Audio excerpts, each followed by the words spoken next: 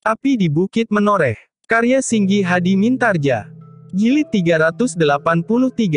Pertempuran antara keduanya menjadi semakin sengit. Kedua belah pihak telah meningkatkan ilmu mereka semakin lama menjadi semakin tinggi. Pedang mereka berputar, menebas dan mematuk berganti-ganti. Bunga-bunga api pun menjadi semakin banyak terhambur dari benturan kedua senjata di tangan kedua orang senapati yang berilmu tinggi itu. Di sisi lain dari benturan kedua pasukan induk itu telah mempertemukan beberapa orang senapati yang lain. Ki Tumenggung Panjer pun telah berhadapan dengan Ki Tumenggung Jayayuda yang memang sedang mencarinya.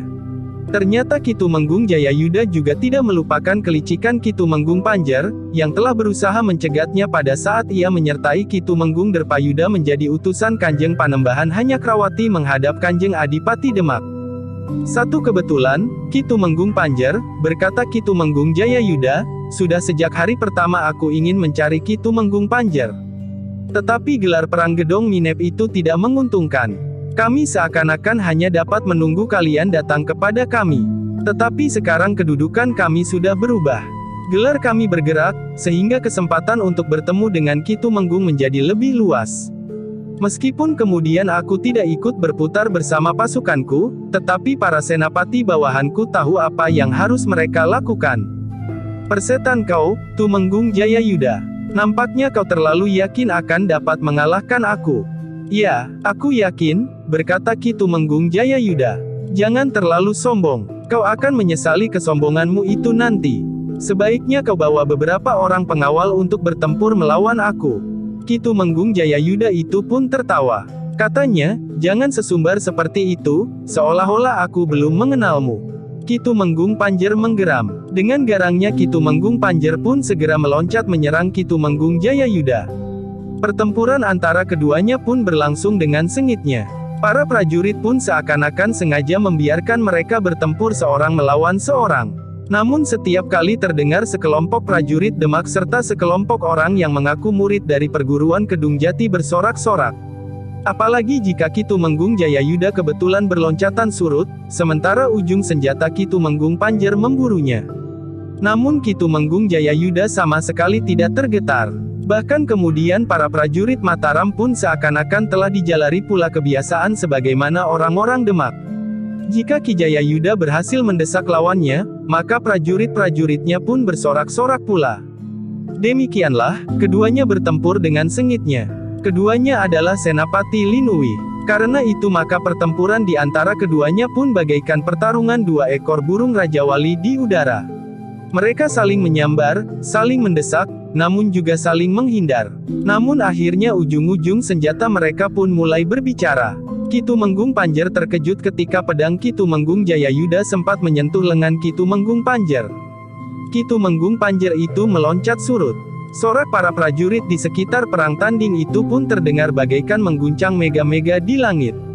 Namun dengan demikian kemarahan Ki Tumenggung Panjer pun telah mendidih di seluruh urat-urat nadinya. Ki Tumenggung Panjer itu pun kemudian menyerangnya seperti prahara. Tetapi pertahanan Ki Tumenggung Jayayuda pun tidak goyah. Ujung senjata Ki Tumenggung Panjer itu menggapai-gapainya dengan garangnya, seperti kuku-kuku seekor harimau yang berusaha meraih kelinci di liangnya. Tetapi Ki Tumenggung Jayayuda bertempur dengan tangkasnya, sehingga dengan tangkas pula ia menghindari serangan-serangan itu. Meskipun demikian, sorak orang-orang Demak dan orang-orang dari perguruan Kedung Jati bagaikan meruntuhkan gunung ketika ujung senjata Ki Tumenggung Panjer menyentuh bahu Ki Tumenggung Jayayuda, sehingga darah pun kemudian mengalir dari luka itu. Kedua belah pihak yang sudah menitikkan darah itu bertempur semakin sengit. Ki Tumenggung Jayayuda bergerak semakin lama semakin cepat, sehingga Ki Tumenggung Panjer pun menjadi semakin terdesak. Sekali lagi ujung senjata Ki Tumenggung Jayayuda berhasil menggapai lambung Ki Tumenggung Panjer, mengoyakkan pakaiannya serta melukai kulitnya meskipun tidak terlalu dalam. Namun Ki Tumenggung Panjer merasa lambungnya menjadi panas dan pedih. Lukanya yang menjadi basah oleh darah dan keringat, terasa menggigit sampai ke tulang. Sementara itu Ki Tumenggung Jayayuda bertempur semakin garang pula, sehingga rasa-rasanya Ki Tumenggung Panjer itu tidak mendapat tempat lagi. Ternyata Ki Tumenggung Panjer bukan seorang senapati yang tanggon.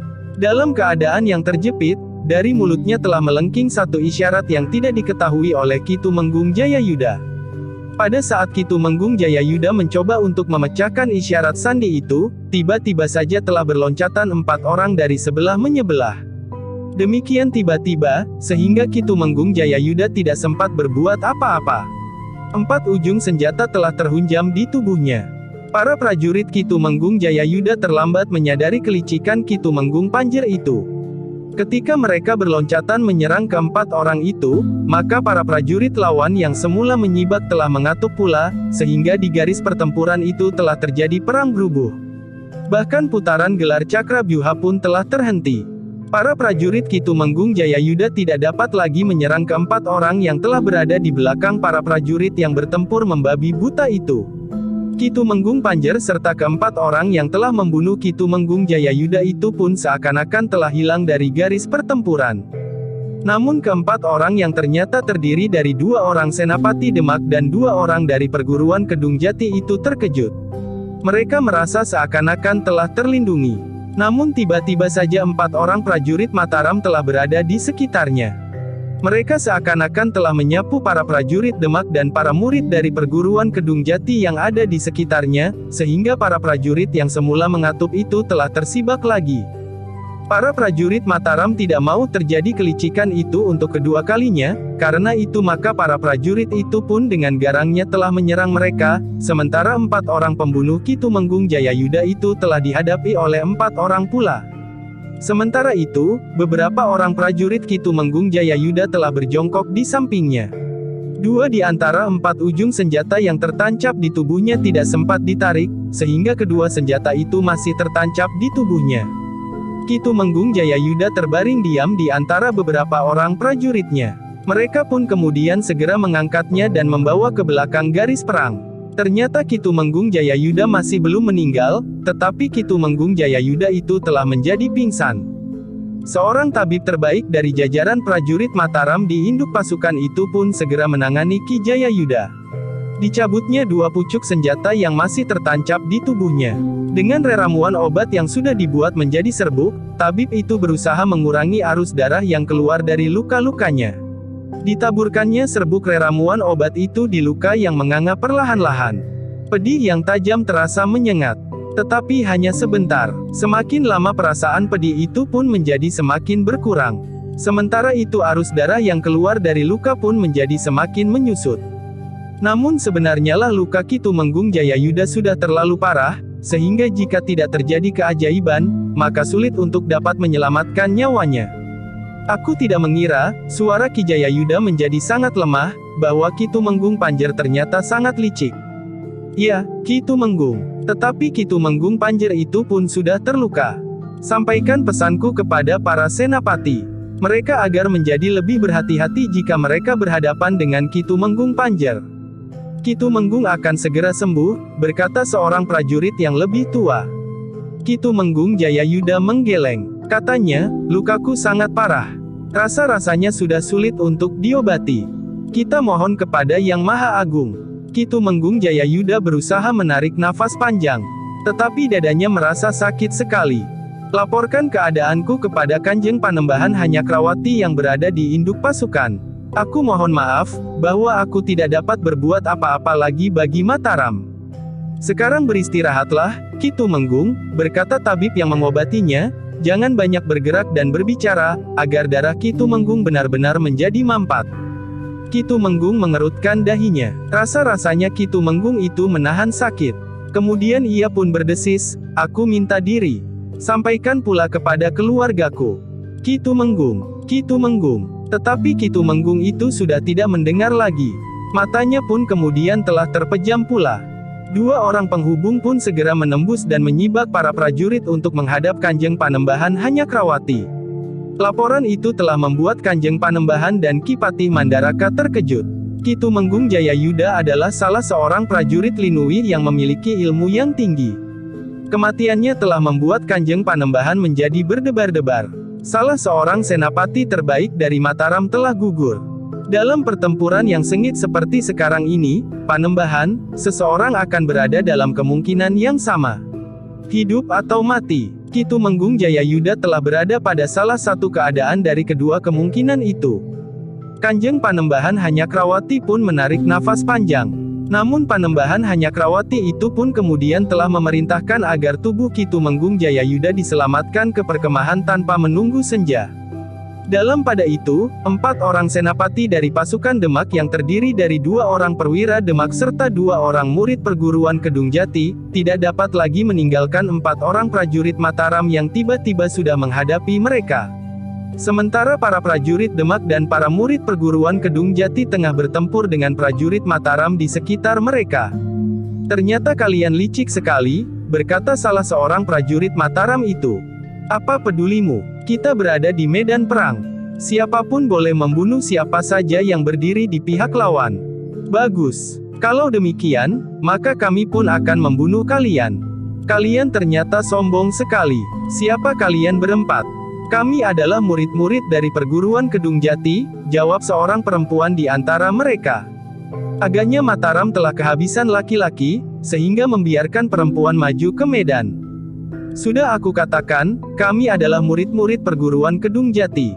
"Persetan kau," geram salah seorang yang mengaku murid Kedung Jati yang berpihak kepada Demak itu, "kau jangan mencoba menipuku." Tetapi tiba-tiba saja perempuan itu telah menunjukkan sebatang tongkat baja putihnya sambil berkata, "Kalau kau benar murid perguruan Kedung Jati, kau tentu mengenal tongkat ini." Wajah orang itu menjadi tegang. Jantungnya rasa-rasanya berdegup semakin cepat. "Kau akan mendapat kesempatan untuk tetap hidup, jika kau menyampaikan pesanku kepada Ki Sabalintang, yang berani mengaku sebagai pemimpin tertinggi perguruan Kedung Jati." Orang itu tertegun sejenak, namun kemudian ia pun menggeram, "Siapa kau sebenarnya?" "Aku adalah Sekar Mirah, pemimpin tertinggi perguruan Kedung Jati. Karena itu, katakan kepada Ki Sabalintang, jika ia masih menganggap dirinya pemimpin perguruan Kedung Jati, biarlah ia datang kepadaku. Kami berdua akan membuktikan, siapakah yang pantas memimpin perguruan Kedung Jati itu." "Jangan mengigau. Perguruan Kedung Jati adalah perguruan yang sangat besar. Seorang perempuan tidak akan mampu mengendalikannya. Kau meremehkan kemampuan seorang perempuan. Persetan, kau tidak usah mencari Ki Sabalintang. Yang ada di sini sekarang adalah kami berdua. Baiklah, kami memang sudah sepakat untuk membunuh kalian, setelah kalian dengan licik telah menyerang Ki Tumenggung Jayayuda. Sudah aku katakan, kita berada di medan perang." Sekar Mirah pun tidak berbicara terlalu panjang. Tongkat baja putihnya pun segera berputar. Sementara itu seorang yang mengaku murid dari perguruan Kedung Jati yang lain pun telah bersiap pula. Rara Wulan yang datang bersama Sekar Mirah pun menghadapinya sambil berkata, "Aku juga murid perguruan Kedung Jati." "Persetan kau, perempuan iblis." Rara Wulan tertawa, namun kemudian selendangnya pun telah bergetar pula. Sementara itu, Gelagah Putih dan Agung Sedayu telah menghadapi 2 orang perwira Demak yang senjatanya tertinggal di tubuh Ki Tumenggung Jayayuda. Mereka sangat tergesa-gesa, sedangkan senjata mereka menghunjam sangat dalam, sehingga mereka tidak sempat menarik dari tubuh Ki Tumenggung. Untuk menghadapi mereka, Agung Sedayu dan Gelagah Putih pun tidak bersenjata pula. Namun Agung Sedayu sempat menggeram, kemana Ki Tumenggung Panjer itu bersembunyi. "Iblis kau!" Ki Tumenggung Panjer tidak bersembunyi. Tetapi ia tinggalkan medan. Ki Tumenggung Panjer sekarang tentu sudah berhadapan dengan senapati Mataram yang lain. Jika demikian, seharusnya kau juga sudah berada di dekatnya, sehingga kau akan dapat merunduk lagi lawan Ki Tumenggung Panjer itu dan menyerangnya dengan diam-diam, seperti umumnya para pengecut. "Tutup mulutmu!" teriak orang itu sambil meloncat menyerang. Namun ternyata nasibnya buruk sekali. Pertempuran itu hanya berlangsung sebentar. Tiba-tiba saja orang itu sudah terlempar dan terpelanting jatuh. "Kau harus menerima hukumanmu, karena kau telah membunuh Ki Tumenggung Jayayuda dengan licik," geram Agung Sedayu. Tetapi ternyata orang itu sudah tidak dapat mendengar suaranya lagi. Bahkan prajurit Demak yang bertempur melawan Gelagah Putih itu pun telah jatuh pada lututnya. Kemudian tubuhnya tertelungkup tanpa dapat bergerak lagi. Sekar Mirah dan Rara Wulan masih sempat menunjukkan kepada orang-orang yang mengaku murid perguruan Kedung Jati itu, ciri-ciri dari perguruan mereka. Namun tidak terlalu lama, demikian keduanya menjadi pening, maka perlawanan mereka pun segera berakhir pula. Para prajurit Mataram pun kemudian bersorak. Sementara itu mulai terdengar aba-aba dari para senapati. Perlahan-lahan gelar Cakra Byuha itu pun telah bergeser sedikit. Tetapi Agung Sedayu, Sekar Mirah, Gelagah Putih dan Rara Wulan telah diperkenankan berada di luar gelar, untuk dapat berhadapan langsung dengan Ki Sabalintang di luar gelar. Tetapi tidak mudah untuk menemukannya. Ia berada di antara beberapa orang berilmu tinggi. Agaknya Ki Sabalintang pun tidak terikat pada gelar Gajah Meta dari pasukan Demak itu. Sementara itu di sisi lain, Ki Tumenggung Gending telah menjadi semakin terdesak. Ki Tumenggung Derpayuda semakin meningkatkan kemampuannya, sehingga Ki Tumenggung Gending mengalami kesulitan. Namun Ki Tumenggung Gending pun licik seperti Ki Tumenggung Panjer, meskipun dengan cara yang berbeda. Dalam keadaan yang rumit, maka Ki Tumenggung Gending itu pun telah menyusup di antara prajurit-prajuritnya. Ki Tumenggung Derpayuda memang melihat bagaikan liang seekor ular yang terbuka, serta melihat Ki Tumenggung Gending bergerak dan menghilang ke dalamnya. Lubang itu pun sengaja tidak segera mengatup, untuk memancing agar Ki Tumenggung Derpayuda memburu masuk ke dalamnya. Meskipun Ki Tumenggung Derpayuda adalah seorang yang sangat berpengalaman, tetapi pada saat perasaannya bergejolak, maka pertimbangannya pun menjadi agak kabur.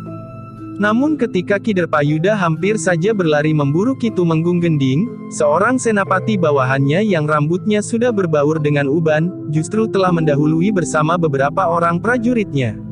Tidak memburu Ki Tumenggung Gending, tetapi dengan sengaja menyumbat lubang itu dengan serangan yang garang. Pertempuran menjadi sengit, sehingga dengan sendirinya lubang itu telah tersumbat. Ki Tumenggung Derpayuda yang merasa jalannya tertutup menjadi marah. Dengan lantang ia pun berkata, "Kalian telah menutup jalanku untuk memburu Ki Tumenggung Gending." Senapati bawahannya yang rambutnya sudah beruban itu pun berkata, "Jalan yang sangat berbahaya, Ki Tumenggung. Maaf bahwa aku sengaja menutup jalan itu, agar Ki Tumenggung tidak terpancing untuk memasukinya karena memburu Ki Tumenggung Gending. Jalan itu bagaikan liang yang menuju ke mulut ular. Kita tidak tahu, apakah ular itu sangat berbisa atau sama sekali tidak berbisa." Ki Tumenggung Derpayuda menarik nafas panjang. Ketika gejolak perasaannya sedikit mereda, maka ia pun melihat bahaya yang menunggunya di belakang lubang gelar lawannya itu. "Terima kasih," berkata Ki Tumenggung Derpayuda, "kita sudah sama-sama ubanan. Tetapi ternyata perasaanmu lebih mengendap dari perasaanku, sehingga hampir saja aku kehilangan kiblat." Ki Tumenggung sedang dicengkam oleh gejolak pertempuran. "Aku masih belum terlibat langsung, sehingga aku masih sempat melihat bahaya yang bersembunyi di balik jebakan itu." Ki Tumenggung Derpayuda pun kemudian menepuk bahu senapati bawahannya itu. Kemudian Ki Tumenggung pun telah berada di tengah-tengah pasukannya kembali. Ki Tumenggung perlahan-lahan telah hanyut dalam putaran gelar Cakrabyuha. Dalam putaran yang perlahan-lahan itu, Ki Tumenggung Derpayuda bertempur dengan garangnya. Sementara Ki Tumenggung Gending pun telah mengumpat pula, karena Ki Tumenggung Derpayuda tidak memburunya, sementara para pembantunya telah mempersiapkan sebuah jebakan. Namun yang terjadi adalah pertempuran yang sengit di antara para prajurit Demak serta para murid perguruan Kedung Jati melawan para prajurit Mataram. Ki Tumenggung Gending yang berhasil melepaskan diri dari tangan Ki Tumenggung Derpayuda itu pun masih berada di belakang para prajuritnya. Ki Tumenggung itu ingin beristirahat barang sejenak. Ia baru saja mengerahkan segenap tenaga dan kemampuannya menghadapi amuk Ki Tumenggung Derpayuda. Yang kemudian berada di permukaan garis perang adalah kelompok-kelompok senapati serta para pemimpin kelompok para murid perguruan Kedung Jati, bersama para prajuritnya serta kelompoknya. Mereka menghadapi prajurit Mataram dalam kelompok-kelompok yang pekat dalam bingkai gelar Gajah Meta. Pada saat Tumenggung Gending hilang dari gading gelar pasukan Demak, maka yang kemudian menggantikannya adalah seorang yang rambutnya telah memutih di sebelah menyebelah. Kumisnya juga telah memutih. Demikian pula janggutnya yang jarang. Pada saat orang itu muncul di gading gelar Gajah Meta, maka senapati dari putaran gelar Cakrabyuha yang sampai di gading gelar Gajah Meta itu adalah pemimpin dari pasukan pengawal Kademangan Sangkal Putung. Swandaru bersama istrinya, Pandan Wangi. Orang berambut putih yang berada di gading gelar Gajah Meta itu tiba-tiba telah meloncat mencegat Swandaru dan istrinya yang bertempur dengan garangnya. "Hei, tidak adakah tempat lain, sehingga kalian berdua bermesraan di medan perang ini, hei?" Swandaru memandang orang itu dengan tajamnya. Kemudian ia pun bertanya, "Kau siapa, Kisanak?" "Aku Sada Aren. Aku adalah salah seorang pemimpin para murid dari perguruan Kidung Jati." Swandaru mengangguk-angguk katanya, minggirlah. Kau sudah terlalu tua untuk turun ke medan perang. Kau kira kau masih muda remaja. Aku juga sudah tua, tetapi masih belum terlalu tua. Kau siapa? Hei, aku anak Demang Sangkal Putung. Aku berada di gelar ini bersama pasukan pengawal kademanganku. Hei, jadi kau bukan prajurit. Kalau begitu, minggir sajalah. Aku ingin membunuh prajurit Mataram sebanyak-banyaknya. Jika kau tidak mau minggir, maka kau akan ikut terbunuh pula. Swandaru tertawa. Katanya, aku pernah membantai murid-murid perguruan Kedung Jati yang telah datang ke Kademangan Sangkal Putung. Jika kau pernah datang ke Sangkal Putung, maka kau tentu tahu bahwa Topati yang bergelar Macan Kepatihan, salah seorang pemimpin tertinggi dari perguruan Kedung Jati pada masa jayanya, telah terbunuh di Sangkal Putung. Omong kosong. Para pemimpin perguruan Kedung Jati adalah orang-orang yang tidak terkalahkan. Kau yang omong kosong. Para pemimpin Kadipaten Jipang adalah para pemimpin dari perguruan Kedung Jati pada masa jayanya. Berbeda dengan sekarang, kau dan bahkan Sabalintang mengaku pemimpin tertinggi dari perguruan Kedung Jati. Bukankah dengan demikian kalian justru telah meremehkan perguruan Kedung Jati itu sendiri? Persetan, bersiaplah untuk mati. Kau terlalu sombong, Sada Aren. Tetapi jangan sesali dirimu yang bernasib buruk itu. Sada Aren itu tidak berbicara lagi. Ia pun segera meloncat menyerang Swandaru dengan garangnya. Tetapi Swandaru telah siap menghadapinya. Karena itu maka serangan orang itu sama sekali tidak menyentuhnya. Dengan cepat Swandaru bergeser ke samping. Namun kemudian dengan cepat pula Swandaru meloncat sambil berputar di udara. Kakinya terayun mendatar, langsung mengenai kening Sada Aren. Sada Aren yang tidak mengira bahwa tiba-tiba saja kaki lawannya dari Sangkal Putung itu menghantam keningnya, terkejut sekali. Tetapi ia tidak dapat menahan tubuhnya yang terpelanting dan jatuh di tanah. Seseorang dengan cepat meloncat dan berjongkok di sampingnya. Ketika Swandaru melangkah mendekat, orang itu pun segera bangkit dan menggeram, selangkah lagi kau maju, maka nyawamu akan terlempar dari tubuhmu. Kau siapa? Bertanya Swandaru. Aku saudara seperguruan Sada Aren. Kau murid dari perguruan Kedung Jati. Ya, bagus. Aku senang bertemu dengan orang-orang yang mengaku murid dari perguruan Kedung Jati. Aku tahu bahwa kalian berbohong. Tetapi tidak apa-apa, kadang-kadang seseorang memang perlu berbohong. Cukup, bentak orang itu. Ketika Swandaru melangkah maju lagi, maka orang itu menggeram, berhenti. Berhenti, kau dengar. Swandaru berhenti, sementara Sada Aren itu pun telah bangkit berdiri. Anak iblis, geram Sada Aren, kau licik sekali. Kau menyerang sebelum aku benar-benar bersiap. Swandaru tertawa pendek. Katanya, kaulah yang menyerang aku lebih dahulu. Bagaimana mungkin kau dapat berkata bahwa aku menyerangmu sebelum kau benar-benar bersiap? Persetan, geram Sada Aren. Lalu katanya kepada saudara seperguruannya, Adi Surawana, marilah kita selesaikan anak Demang Sangkal Putung yang sombong ini. Kalian akan bertempur berdua. Pandan Wangi yang sudah berada di sebelah Swandaru itu pun bertanya. Kau mau apa? Bentak Surawana. Aku mau ikut dalam permainan ini, sahut Pandan Wangi. Perempuan ini adalah istriku, berkata Swandaru, jika kalian bertempur berdua dengan saudara seperguruanmu, maka aku akan bertempur berdua dengan istriku. Kau sangat merendahkan kami, berkata Surawana, apa artinya seorang perempuan di medan perang? Meskipun ia memiliki keberanian seekor banteng sekalipun, tetapi ia tetap seorang perempuan yang lemah. Kerja perempuan adalah melahirkan dan menyusui anaknya. Perang adalah kerja laki-laki. Perang memang kerja laki-laki, tetapi laki-laki yang memiliki bekal ilmu yang memadai. Cukup, lidahmu ternyata setajam duri pandan. Namaku Pandan Wangi. Anak iblis, geram Surawana, jangan salahkan aku jika aku membunuhmu nanti. Pandan Wangi bergeser membuat jarak dari suaminya. Namun pedang rangkapnya yang tipis sudah bergetar di tangannya. Surawana tidak berbicara apa-apa lagi.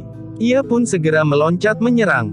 Senjatanya yang besar terayun-ayun mendebarkan. Tetapi Pandan Wangi sama sekali tidak gentar.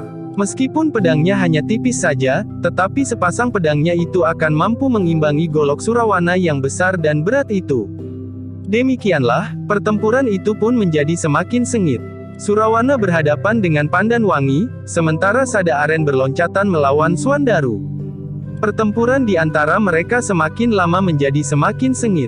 Sedangkan mereka yang mengaku murid-murid dari Kedung Jati pun ternyata sulit untuk menembus garis pertempuran. Para pengawal Kademangan Sangkal Putung benar-benar memiliki kemampuan seorang prajurit yang tangguh. Karena itu maka pertempuran pun menjadi semakin sengit. Para pengawal Sangkal Putung yang memiliki keyakinan yang tinggi akan kemampuan Swandaru dan Pandanwangi, berusaha untuk memberikan kesempatan kepada mereka untuk berperang tanding melawan dua orang yang mengaku murid dari perguruan Kedung Jati itu. Sada Aren yang bertempur melawan Swandaru telah meningkatkan ilmunya. Sebuah bindi yang bergerigi terayun-ayun menggetarkan. Sementara Swandaru menggenggam sebuah pedang yang panjang dan besar. Benturan-benturan senjata mereka telah memercikkan bunga api yang berhamburan. Sada Aren yang merasa dirinya memiliki kelebihan dari para murid perguruan Kedung Jati yang lain, berniat untuk memamerkan kemampuannya itu kepada saudara-saudara seperguruannya. Ia ingin segera mengakhiri perlawanan anak Demang Sangkal Putung itu dan berdiri di atas tubuhnya yang terkapar. Tetapi ternyata anak Demang Sangkal Putung itu merupakan seorang yang jauh lebih baik dari dugaannya. Meskipun ia bukan seorang prajurit, tetapi ternyata kemampuannya tidak berada di bawah para senapati di Mataram. Karena itu maka Sada Aren itu pun harus mengerahkan kemampuannya untuk mencoba mengalahkannya. Tetapi Swandaru memang berilmu tinggi. Karena itu, betapapun orang yang menyebut dirinya Sada Aren itu meningkatkan kemampuannya, namun ia tidak mendapat banyak kesempatan. Serangan-serangan Swandaru semakin lama semakin berbahaya. Bahkan kemudian ujung senjata Swandaru pun mulai menyentuh kulitnya. Sudah aku katakan bahwa kau sudah terlalu tua untuk bertempur di pertempuran yang ganas seperti ini. Gelar Cakrabyuha yang berbenturan dengan gelar Gajah Meta ini merupakan benturan yang sangat garang. Apalagi di kedua belah pihak turun senapati-senapati pilihan. Kenapa kau tiba-tiba saja berada di medan? Bukankah sudah waktunya bagimu untuk duduk-duduk di serambi rumahmu, minum minuman hangat, makan ketela rebus yang masih mengepul dengan dendeng ragi, sambil mendengarkan suara perkutut yang nyaring? Persetan kau, bocah Sangkal Putung. Kawan-kawanmu hanya akan dapat membawa kepalamu pulang. Tubuhmu akan aku sayat menjadi berkeping-keping. Mengerikan sekali. Tetapi bagaimana pendapatmu jika hal itu terjadi padamu? Orang itu tidak menjawab, tetapi ia pun segera meloncat sambil mengayun-ayunkan senjatanya yang berat. Tetapi pedang Swandaru pun akan terasa berat bagi orang lain, meskipun di tangan Swandaru pedang itu dapat berputar dengan cepatnya. Sementara itu Surawana pun berusaha mengakhiri perlawanan Pandanwangi dengan cepat. Goloknya terayun-ayun mengerikan. Ayunan goloknya telah menimbulkan desir angin yang keras dan bahkan terasa bagaikan menusuk-nusuk tubuh lawannya. Namun Pandanwangi cukup cepat berloncatan menghindari terpaan angin yang timbul oleh ayunan golok lawannya yang besar dan berat itu. Sementara pedang rangkap di kedua tangan Pandanwangi mampu bergerak dengan cepatnya.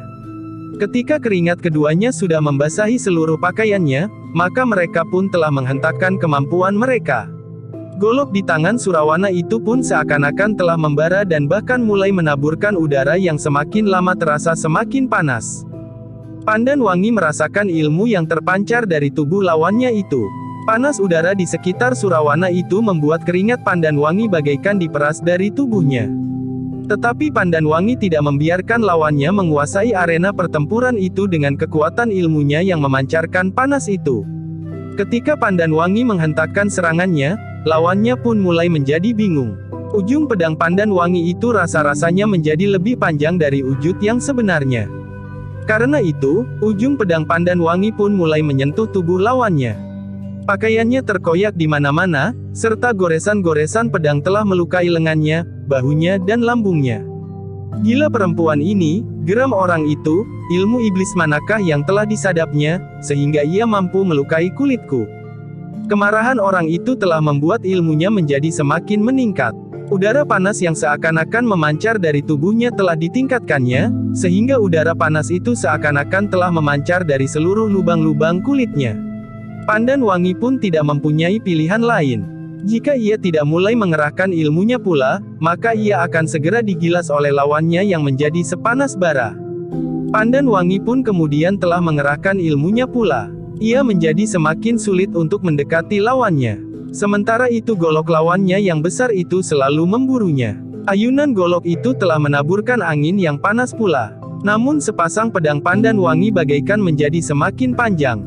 Meskipun wujudnya menurut penglihatan lawannya masih berjarak dari tubuhnya, namun ternyata ujung pedang itu telah menggores kulitnya. Dengan demikian maka kedua belah pihak semakin lama menjadi semakin berdebar pula. Panas Surawana itu rasa-rasanya telah membakar kulit pandan wangi. Namun goresan-goresan pedang pandan wangi semakin banyak menyilang di tubuhnya. Di panasnya udara di sekitar Surawana, terasa tenaga dan kemampuan pandan wangi menjadi semakin menyusut. Tubuh dan pakaiannya benar-benar telah menjadi basah kuyup. Karena itu maka pandan wangi harus menghentakkan ilmunya untuk menghentikan lawannya. Tiba-tiba saja pandan wangi itu mengabaikan udara panas yang terasa bagaikan membakar tubuhnya. Sambil meningkatkan daya tahannya, pandan wangi pun menyerang lawannya dengan ilmunya yang telah membingungkan lawannya itu. Ternyata pandan wangi yang merasa dirinya seakan-akan berada di atas perapian itu pun berhasil mengoyak dada Surawana yang mulai merasa berhasil menekan lawannya. Surawana terkejut. Pedang pandan wangi benar-benar telah menorehkan luka yang dalam di dadanya. Surawana itu pun terhuyung-huyung melangkah ke belakang, sementara pandan wangi masih mencoba untuk bertahan di keseimbangannya. Namun hampir berbareng keduanya telah tumbang. Surawana itu jatuh terlentang dengan luka yang parah di dadanya, sementara pandan wangi jatuh terduduk. Dengan cepat beberapa orang pengawal Kademangan Sangkal Putung pun segera berlarian mendekati pandan wangi yang terduduk. Mereka menerobos udara panas yang masih tersisa. Tetapi demikian sumber panas itu terluka dan jatuh terguling di tanah, maka pancaran panas itu pun dengan cepat bagaikan lenyap disapu angin. Sementara itu beberapa orang yang menyebut dirinya murid dari perguruan Kedung Jati pun segera menghampiri tubuh Surawana. Namun tubuh itu sudah tidak berdaya lagi. Goloknya yang besar dan panjang, tergolek di sampingnya. Ternyata luka Surawana terlalu parah sehingga nyawanya tidak dapat diselamatkan lagi. Sementara itu Swandaru masih bertempur dengan sengitnya. Ketika ia mengetahui bahwa pandan wangi jatuh terduduk dengan wajah yang pucat serta tubuhnya yang sangat lemah, maka darah Swandaru bagaikan mendidih karenanya. Kemarahannya pun telah membakar ubun-ubunnya. Karena itu maka Swandaru tidak lagi telaten dengan pedang yang besar dan panjang untuk melawan senjata lawannya. Disarungkannya pedangnya, kemudian diurainya cambuknya yang berjuntai panjang. Masih ada karah-karah besi di juntai cambuk yang dipasangnya sejak semula, meskipun sebenarnya tidak terlalu diperlukan lagi. Demikianlah, maka sejenak kemudian Swandaru pun telah menghentakkan cambuknya sendal pancing. Suaranya bagaikan meledakkan langit, udara bergetar terguncang-guncang, bahkan seluruh medan itu rasa-rasanya telah dihentak gempa. Namun ledakan cambuk yang menggelegar itu sudah tidak lagi memberi kepuasan kepada Swandaru Geni. Sejak ia mengenali kemampuan Agung Sedayu yang sebenarnya, maka Swandaru pun telah menekuni ilmunya pula sampai tuntas. Karena itu, ketika Swandaru itu menghentakkan cambuknya sekali lagi, maka tidak terdengar ledakan sama sekali. Meskipun demikian, Sada Aren yang berilmu tinggi segera mengenali bahwa justru hentakan yang tidak memperdengarkan ledakan itu adalah ledakan yang sangat berbahaya. Namun Sada Aren sudah terlambat untuk menghindar. Karena itu maka Sada Aren itu pun berusaha untuk mendahului Swandaru. Seperti saudara seperguruannya, maka Sada Aren pun telah bermain-main dengan panasnya udara. Ketika ia menghentakkan tangannya, maka segumpal awan panas telah meluncur ke arah lawannya. Namun Swandaru dengan tangkas telah menghindar. Meskipun demikian, Swandaru tidak ingin gumpalan awan panas itu mengenai para pengawal Kademangan Sangkal Putung. Karena itu maka Swandaru pun kemudian telah menghentakkan cambuknya mengenai gumpalan awan panas itu, sehingga awan panas itu pun pecah berhamburan dan dihanyutkan angin. Percikan-percikan kecil awan panas itu ternyata sempat melukai kulit orang-orang yang terkena. Namun Swandaru tidak membiarkannya menaburkan luka dan bahkan kematian. Karena itu maka dengan cepatnya Swandaru itu meloncat sambil mengayunkan cambuknya. Ternyata Swandaru mampu bergerak cepat sekali, melampaui kecepatan gerak lawannya. Karena itu maka Sada Aren tidak mempunyai kesempatan. Sebelum ia sempat melontarkan awan panas lagi dari tangannya, maka ujung cambuk Swandaru telah menggapainya. Ternyata hentakan cambuk Swandaru, dilambari ilmu yang diturunkan oleh Kiai Gringsing, benar-benar merupakan hentakan yang menentukan. Sada Aren tidak sempat menghindar. Meskipun Sada Aren mencoba menangkis dengan senjatanya, tetapi ujung cambuk Suandaru itu masih saja menggapai dadanya. Hentakan cambuk yang seakan-akan tidak mengeluarkan bunyi sama sekali itu, justru telah menghentak dada Sada Aren sehingga menghentikan detak jantungnya. Dengan demikian maka Sada Aren itu tidak mampu berbuat apa-apa lagi. Hentakan di dadanya yang menghentikan detak jantungnya itu telah menghentikan pernafasannya pula. Demikian Sada Aren terpelanting jatuh, maka terdengar para pengawal Sangkal Putung bersorak gemuruh. Mereka tidak melakukannya ketika Surawana terbunuh oleh Pandanwangi, karena Pandanwangi sendiri telah terluka. Tetapi ketika lawan Suandaru itu terpelanting jatuh, sementara Suandaru masih berdiri tegak, maka sorak itu pun tidak tertahan lagi. Para prajurit Mataram yang berada di gelar Cakrabyuha itu pun ikut pula tergetar hatinya. Mereka mendengar para pengawal Sangkal Putung itu berteriak, "Hidup Suandaru! Hidup Suandaru!" Dua orang penghubung pun segera membawa laporan tentang kematian dua orang senapati dari mereka yang menyebut dirinya murid dari perguruan Kedung Jati kepada para pemimpin Mataram. Mereka pun telah melaporkan pula bahwa Ki Tumenggung Gending dengan licik telah bersembunyi di belakang pasukannya yang telah membuka gelar kecil Jurang Grawah. Tetapi mereka telah gagal menjebak Ki Tumenggung Derpayuda. Namun meninggalnya Ki Tumenggung Jayayuda yang telah diserang dengan cara yang licik itu pun telah menyebar pula, sehingga para senapati Mataram menjadi semakin marah. Sementara itu Suandaru pun segera mendekati Pandanwangi yang menjadi lemah.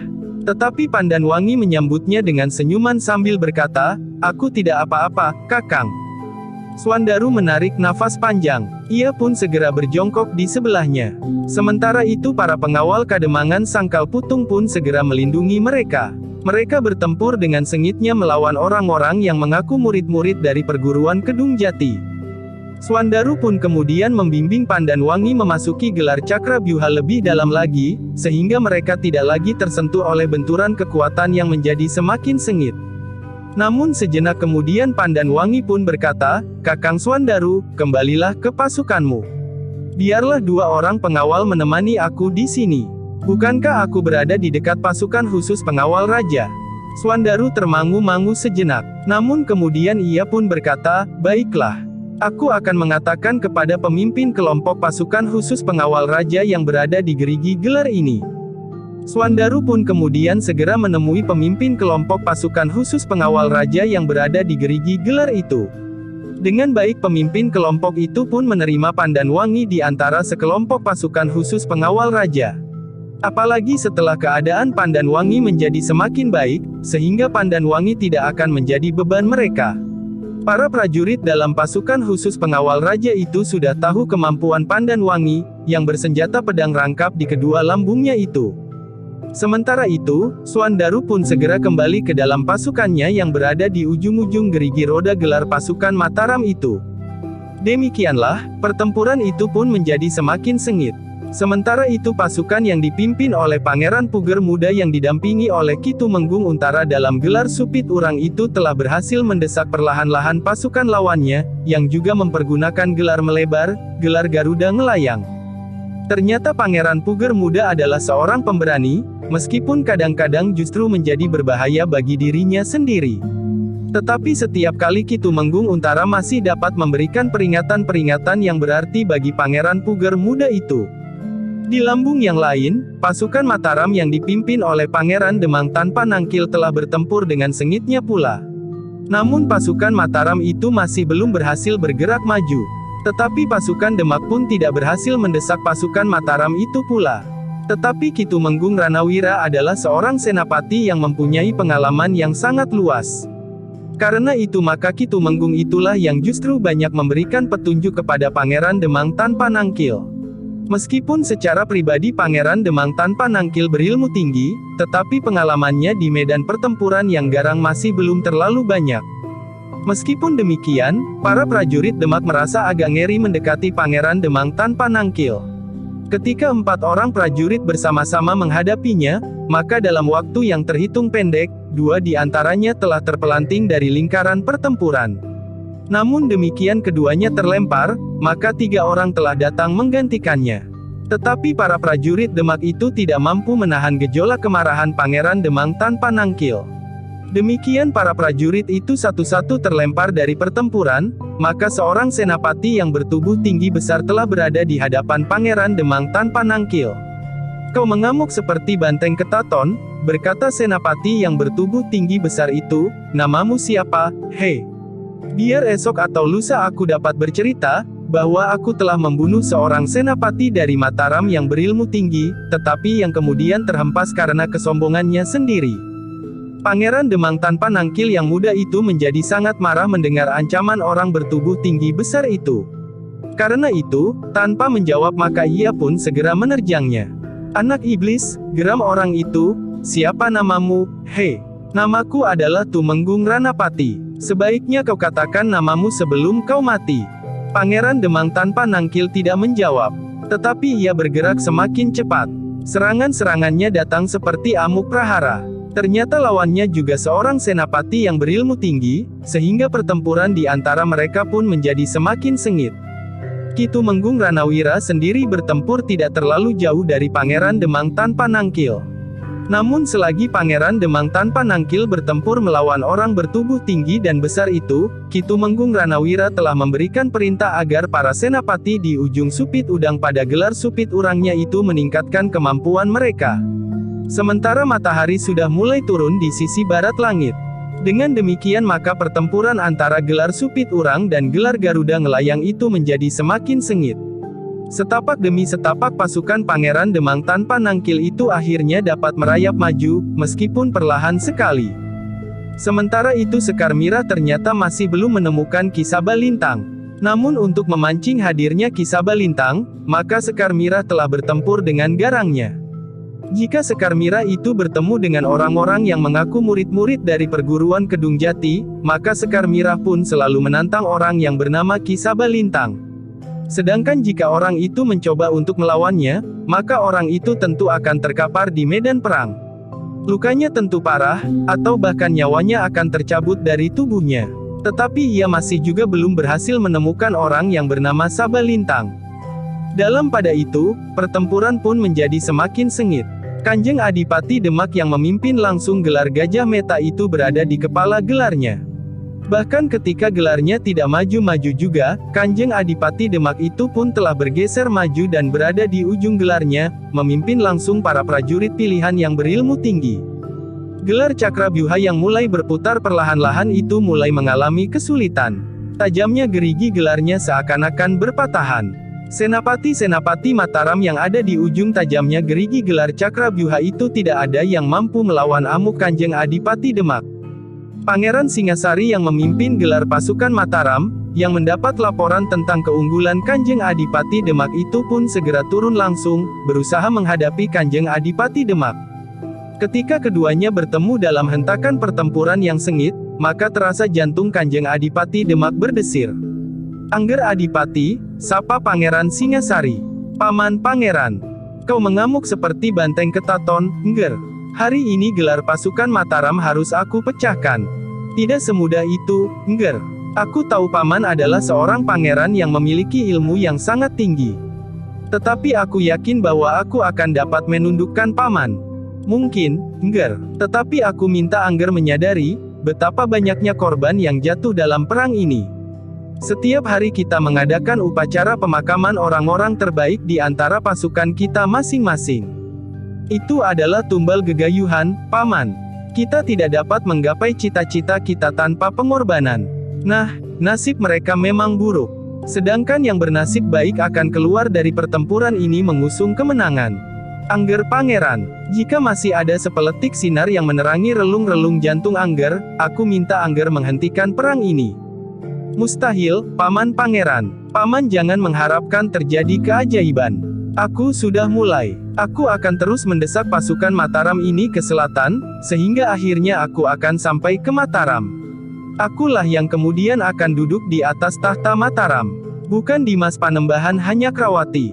Segala sesuatunya dapat diselesaikan dengan baik, Angger Pangeran.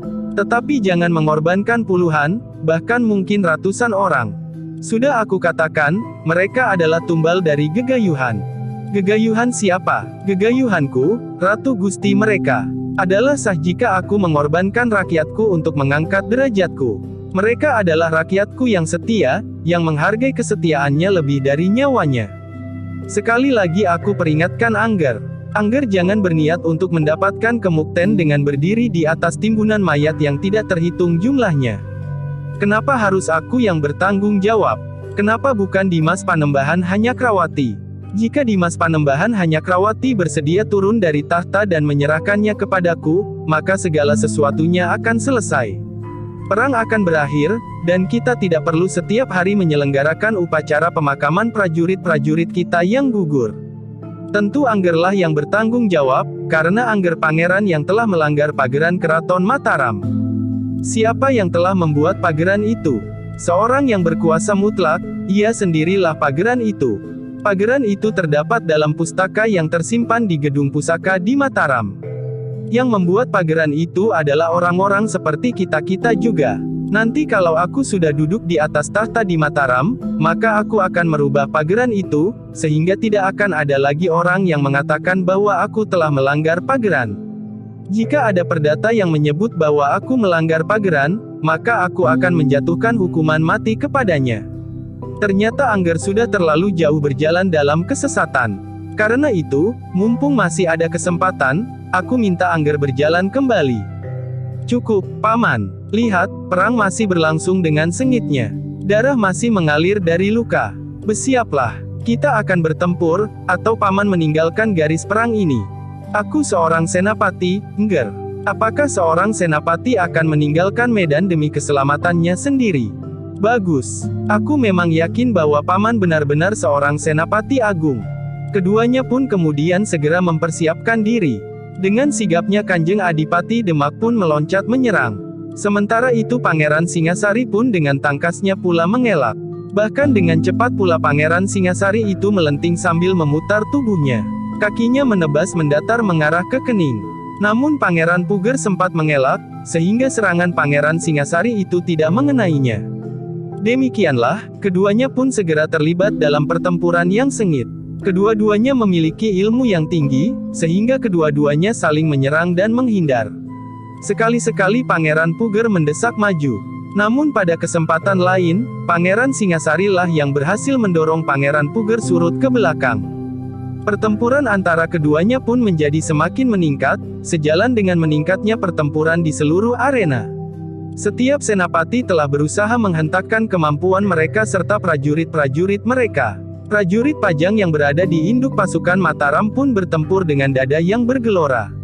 Mereka berusaha untuk menempatkan kemampuan prajurit Pajang pada tataran yang setidak-tidaknya sejajar dengan prajurit Mataram. Sementara itu, para pengawal Tanah Perdikan Menoreh dan para pengawal Kademangan Sangkal Putung memang sudah mendapat pengakuan bahwa pasukan pengawal mereka memiliki tataran yang sama dengan para prajurit. Sedangkan para wiratani yang masih berada di bawah tataran para prajurit, selalu berbaur dengan para prajurit yang sebenarnya. Para pemimpin kelompok mereka pun selalu didampingi oleh para prajurit pula, sehingga mereka tidak menjadi sasaran serangan lawan yang melihat kelemahan mereka. Demikianlah, Pangeran Puger dan Pangeran Singasari telah bertempur dengan sengitnya. Ketika pertempuran itu dilaporkan kepada Kanjeng Panembahan Hanyakrawati, maka Kanjeng Panembahan menaruh perhatian yang sangat tinggi. Karena itu maka Kanjeng Panembahan Hanyakrawati itu pun berkata kepada Kipati Mandaraka, "Eyang, aku ingin melihat, apakah yang terjadi antara Paman Pangeran Singasari dengan Kang Mas Pangeran Puger. Tetapi Wayah harus berhati-hati. Wayah harus siap menghadapi pertempuran yang mungkin saja tiba-tiba melibat kita. Bukankah kita sudah berada di medan perang, Eyang? Dengan demikian, bukankah kita memang sudah siap untuk bertempur melawan siapapun juga? Baik, marilah, Wayah." Tetapi Wayah hadir di pertempuran sebagai seorang Raja Mataram. Karena itu, maka Wayah akan hadir di pertempuran bersama pasukan khusus pengawal Raja. Panembahan Hanyakrawati termangu-mangu sejenak. Namun kemudian ia pun berkata, "Baiklah, Eyang. Tetapi aku tidak mau terbelenggu di dalam lingkaran pasukan itu. Merekalah yang harus menyesuaikan diri, sehingga aku merasa bebas untuk bergerak sebagaimana seorang senapati perang." "Wayah sekarang bukan senapati perang," jawab Kipati Mandaraka. Panembahan Hanyakrawati pun menarik napas panjang.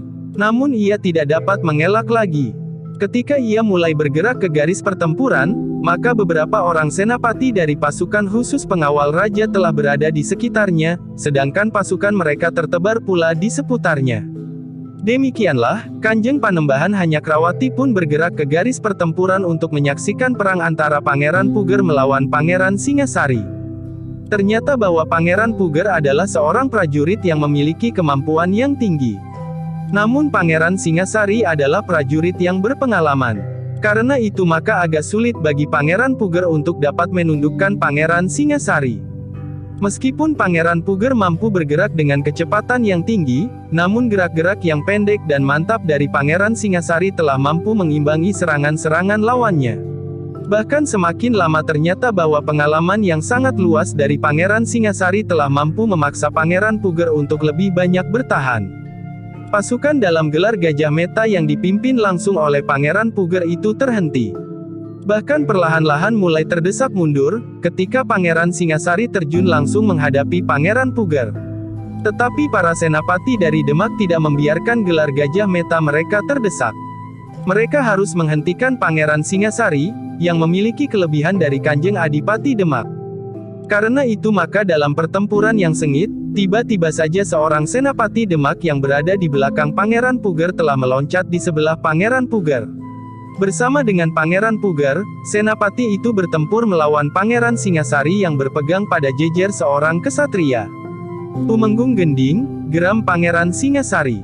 Tumenggung Gending tidak menjawab, tetapi serangan-serangan senjatanya menjadi semakin cepat. Kanjeng Panembahan Hanyakrawati yang melihat bahwa seseorang telah ikut tampil melawan Pangeran Singasari, di luar sadarnya telah meloncat maju. Tetapi Kipati Mandaraka sempat menarik lengannya sambil berkata, "Jangan, Panembahan. Biarlah seorang yang lain yang melawannya." Wajah Kanjeng Adipati Hanyakrawati menjadi tegang. Dengan serta-merta ia pun berkata, "Jika Eyang mencegah aku tampil, cepat perintahkan seseorang membantu Paman Singasari. Pertempuran itu menjadi tidak adil. Lihat, wayah Panembahan. Wayah Panembahan Puger tetap seorang ksatria Mataram." Sebenarnya lah tiba-tiba saja Pangeran Puger itu membentak, "Tumenggung Gending, pergilah. Jangan ganggu aku." Tetapi Pangeran Singasari sangat berbahaya, Kanjeng. Aku bukan seorang pengecut yang licik. Tetapi Ki Tumenggung Gending tidak segera pergi. Bahkan ia pun menyerang Pangeran Singasari dengan sengitnya. "Kalau kau tidak mau pergi, maka biarlah aku yang pergi," berkata Pangeran Puger. Tetapi Ki Tumenggung Gending benar-benar tidak mau pergi. Katanya, Pangeran Singasari sangat berbahaya bagi Kanjeng Adipati. Kanjeng Adipati Demak itu tidak berkata apa-apa lagi. Karena Tumenggung Gending tidak juga beranjak pergi, maka Pangeran Puger lah yang benar-benar meloncat meninggalkan arena sambil berkata, "Kita akan bertemu, Paman. Aku tidak mau pertempuran di antara kita terganggu." "Angger Pangeran!" teriak Pangeran Singasari. Tetapi Pangeran Puger tidak mau berpaling lagi. Ia pun segera hilang di antara para prajurit Demak. Namun perhatiannya terhadap Pangeran Puger, membuatnya sesaat kehilangan perhatian kepada Ki Tumenggung Gending. Agaknya Ki Tumenggung Gending mempergunakan saat itu sebaik-baiknya. Dengan cepat Ki Tumenggung Gending itu pun menerkam dengan senjata terjulur. Pangeran Singasari yang melihat serangan itu, meskipun agak tergesa-gesa tetapi masih sempat mengelak, sehingga serangan Ki Tumenggung Gending tidak mengenainya. Namun ternyata bahwa masih ada senapati Demak yang lain, yang ternyata terlalu licik. Pada saat Pangeran Singasari menghindar dengan tergesa-gesa, maka tiba-tiba saja ujung sebuah pedang terjulur lurus menggapai dada. Pangeran Singasari terkejut. Ia berusaha menggeliat. Namun ujung pedang itu masih saja menyentuh bahunya, sehingga Pangeran Singasari itu terdorong surut. Panembahan Hanyakrawati yang melihat ujung pedang melukai tubuh Pangeran Singasari itu pun berteriak, "Paman Pangeran!" Namun pada saat yang bersamaan, ketika Ki Tumenggung Gending dan Ki Tumenggung Panjer yang dengan licik menusuk Pangeran Singasari itu berloncatan maju dengan senjata terjulur, dua orang telah berloncatan pula menghadang mereka. Dua ujung senjata mereka yang langsung mengarah ke dada Pangeran Singasari yang sedang terhuyung-huyung karena tusukan di bahunya itu telah membentur senjata dua orang yang meloncat ke arena. Sementara itu beberapa orang prajurit pengawal yang bertempur di sekitar Pangeran Singasari itu pun berloncatan untuk menyangga Pangeran Singasari yang hampir terjatuh. Ki Tumenggung Gending dan Ki Tumenggung Panjer yang tiba-tiba telah mendapatkan lawan baru itu pun segera berloncatan mundur. Dengan geram kedua orang Tumenggung itu mengamati dua orang yang tiba-tiba telah berdiri di hadapan mereka. Sementara itu dua orang senapati Demak yang lain telah berloncatan pula, sementara prajurit-prajuritnya berusaha menyibak para prajurit Mataram yang melindungi Pangeran Singasari yang terluka. Namun sebelum beberapa orang senapati Mataram berloncatan menghadang kedua orang senapati Demak yang ingin memanfaatkan keadaan serta membunuh Senapati Agung Mataram itu, mereka telah terhalang oleh dua orang yang justru perempuan. Sementara itu di putaran pertempuran yang lain, Ki Tumenggung Gending memandang orang yang berdiri di hadapannya itu dengan seksama. Kita pernah bertemu Ki Tumenggung Gending. Setidak-tidaknya kita pernah saling melihat di pertempuran. Bukankah Ki Tumenggung Gending dan Ki Tumenggung Panjer telah berusaha menghadang Ki Tumenggung Derpayuda serta para utusan dari Mataram pada saat mereka menghadap Kanjeng Adipati Demak? Atau bahkan sebelumnya? Persetan dengan kalian berdua, geram Ki Tumenggung Panjer, kami akan membunuh kalian hari ini. Ki Tumenggung Panjer, apa yang dapat kau lakukan selain merunduk lawan-lawanmu dengan licik?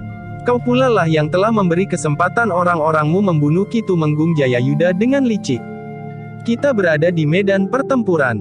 Mereka yang tidak waspada akan mati tertusuk senjata. Jangan sesali itu. Baik, kau pun akan mati di sini. Ki Lurah Agung Sedayu dan Gelagah Putih yang masih belum menemukan Ki Sabalintang itulah yang kemudian menghadapi Ki Tumenggung Gending dan Ki Tumenggung Panjer. Sejenak kemudian keduanya pun telah terlibat dalam pertempuran yang sengit. Sementara itu Sekar Mirah dan Rara Wulan telah berhasil menggagalkan dua orang senapati Demak yang dengan serta-merta memburu Pangeran Singasari, yang kemudian dipapah ke dalam lingkungan gelarnya. Kedua orang senapati Demak itu menjadi sangat marah. Seorang di antara mereka berkata lantang, "Perempuan iblis. Kenapa kau berani menghalangi kami? Seharusnya kami sudah dapat mengakhiri tugas Senapati Agung Mataram. Ternyata Pangeran Singasari bukan seorang prajurit Linui." "Omong kosong," jawab Sekar Mirah tidak kalah lantangnya. "Apa saja yang sudah kalian lakukan? Curang, licik dan tidak tahu malu. Kaulah yang omong kosong. Kita berada di medan perang, bukan dalam lingkaran perang tanding. Gelar pasukan kami melawan gelar pasukan kalian. Bukan sekedar seorang senapati bertempur melawan seorang senapati lawan. Bukankah gelar pasukan Mataram itu selalu bergerak, sehingga seorang senapati dapat saja bertemu dan bertempur melawan dua atau tiga orang senapati lawan? Apa salahnya? Mungkin dalam perang tanding kau dapat menyebut kami licik, curang atau istilah-istilah buruk yang lain. Tetapi tidak di sini. Jika demikian, kenapa kau menyalahkan kami bahwa kami telah menghalangi kalian? Bukankah itu juga wajar terjadi di medan perang? Bagus. Sekarang kalian berdualah yang akan mati. Tetapi itu salah kalian sendiri. Kalian adalah perempuan yang dengan sombong berani berada di medan pertempuran. Kalau kemudian kalian berdua kami bantai di sini, itu sama sekali bukan salah kami. Kita berada di medan perang. Lakukan yang dapat kalian lakukan." Kedua orang senapati Demak itu tidak sabar lagi. Mereka pun segera berloncatan menyerang Sekar Mirah dan Rara Wulan. Namun Sekar Mirah dan Rara Wulan pun telah siap menghadapi mereka. Dengan tangkasnya keduanya mengelak. Namun kemudian telah terjadi pertempuran yang sengit di antara mereka. Dalam pada itu, seorang yang sudah separuh baya, yang berada di antara para prajurit Demak, sejenak memperhatikan Sekar Mirah dan Rara Wulan yang bertempur melawan dua orang senapati Demak. Tiba-tiba saja orang itu tertarik kepada unsur-unsur gerak keduanya, sehingga orang yang sudah separuh baya itu datang mendekat. "Aku melihat keduanya menunjukkan ilmu dari aliran Kedung Jati," berkata orang separuh baya itu. Sekar Mirah dan Rara Wulan pun berloncatan mengambil jarak. Dengan singkat Sekar Mirah menyahut, "Ya, kami adalah murid-murid perguruan Kedung Jati." Kedua orang senapati Demak itu pun tidak segera memburu lawan-lawannya. Diperhatikannya orang separuh baya itu sejenak. Seorang di antara keduanya itu pun bertanya, "Ki Kebo Ireng, apa yang menarik perhatianmu pada kedua orang perempuan itu?" "Mereka mempergunakan ilmu dari aliran perguruan Kedung Jati." Kedua orang senapati Demak itu termangu-mangu sejenak. Sementara Sekar Mirah pun berkata, "Sudah aku katakan bahwa kami memang murid-murid dari perguruan Kedung Jati. Kenapa kalian berada di antara pasukan Mataram? Kami memang bagian dari pasukan Mataram. Apakah kau tidak pernah merasa bersalah, bahwa dengan demikian kau sudah mengkhianati pemimpinmu? Siapakah pemimpinku? Ki Sabalintang. Kenapa Ki Sabalintang? Ia mempunyai ciri kepemimpinan dari perguruan Kedung Jati. Akulah pemimpin perguruan Kedung Jati, berkata Sekar Mirah kemudian. Oh, yang memiliki tongkat baja putih, ciri kepemimpinan Kedung Jati, yang aku terima langsung dari Yang Berhak. Sementara tongkat baja putih yang berada di tangan Ki Sabalintang itu adalah tongkat baja putih yang telah dicurinya. Sebenarnya lah bahwa ia tidak berhak memiliki tongkat baja putih itu. Jadi kaulah perempuan yang memiliki pasangan tongkat baja putih itu. Jadi kaulah perempuan yang bernama Sekar Mirah, dari Tanah Perdikan Menoreh. Ya, aku adalah Sekar Mirah dari Tanah Perdikan Menoreh, murid langsung dari Ki Sumangkar, yang telah mewariskan tongkat baja putih ini. Orang separuh baya itu mengangguk-angguk. Katanya, bagus. Jika kau berada di medan pertempuran ini, agaknya cerita tentang tongkat baja putih yang mengembara itu hampir berakhir. Sudah waktunya kau menyerahkan tongkat baja putih itu kepada Ki Sabalintang, agar Ki Sabalintang segera dapat menunjuk seseorang untuk membantunya memimpin perguruan yang sangat besar itu. Bagus. Tolong, panggil Ki Sabalintang. Aku ingin bertemu dengan Ki Sabalintang itu. Jangan Deksura. Ki Sabalintang adalah pemimpin satu perguruan yang sangat besar. Bagaimana mungkin kau memanggilnya untuk menemuimu? Baik. Kalau begitu, biarlah aku menghancurkan murid-muridnya yang berani menghadapi aku di pertempuran ini hingga orang yang terakhir, sebelum Ki Sabalintang sendiri. Orang separuh baya itu pun termangu-mangu sejenak. Namun kemudian katanya, ternyata kau selain Deksura juga sombong sekali, Sekar Mirah. Baiklah, nikmati kesombonganmu kali ini. Jangan sesali dirimu jika kau akan mati di pertempuran ini. Orang itu pun menengadahkan wajahnya ke langit. Dilihatnya matahari sudah berada di sisi barat. Katanya, sayang, sebentar lagi matahari akan menjadi semakin rendah. Tetapi aku akan membunuhmu sebelum senja. Sebelum terdengar suara sangkakala serta suara bende yang menyatakan bahwa perang hari ini diakhiri. Rara Wulan, berkata Sekar Mirah, uruslah dua orang senapati Demak itu. Aku yakin kau akan dapat menyelesaikan mereka. Biarlah aku menyelesaikan orang yang sombong ini. Kau berani merendahkan aku, hei. Kau akan melawan aku seorang diri, sementara kawanmu akan bertempur melawan kedua orang senapati dari Demak itu. Ya, aku akan melawanmu seorang diri. Aku akan membuktikan kepadamu bahwa aku adalah orang yang berhak memimpin perguruan Kedung Jati. Bukan Ki Sabalintang. Orang itu menggeleng-gelengkan kepalanya. Katanya, kau tentu belum mengenal gelarku, meskipun barangkali kau sudah mengenal namaku, Kebo Ireng.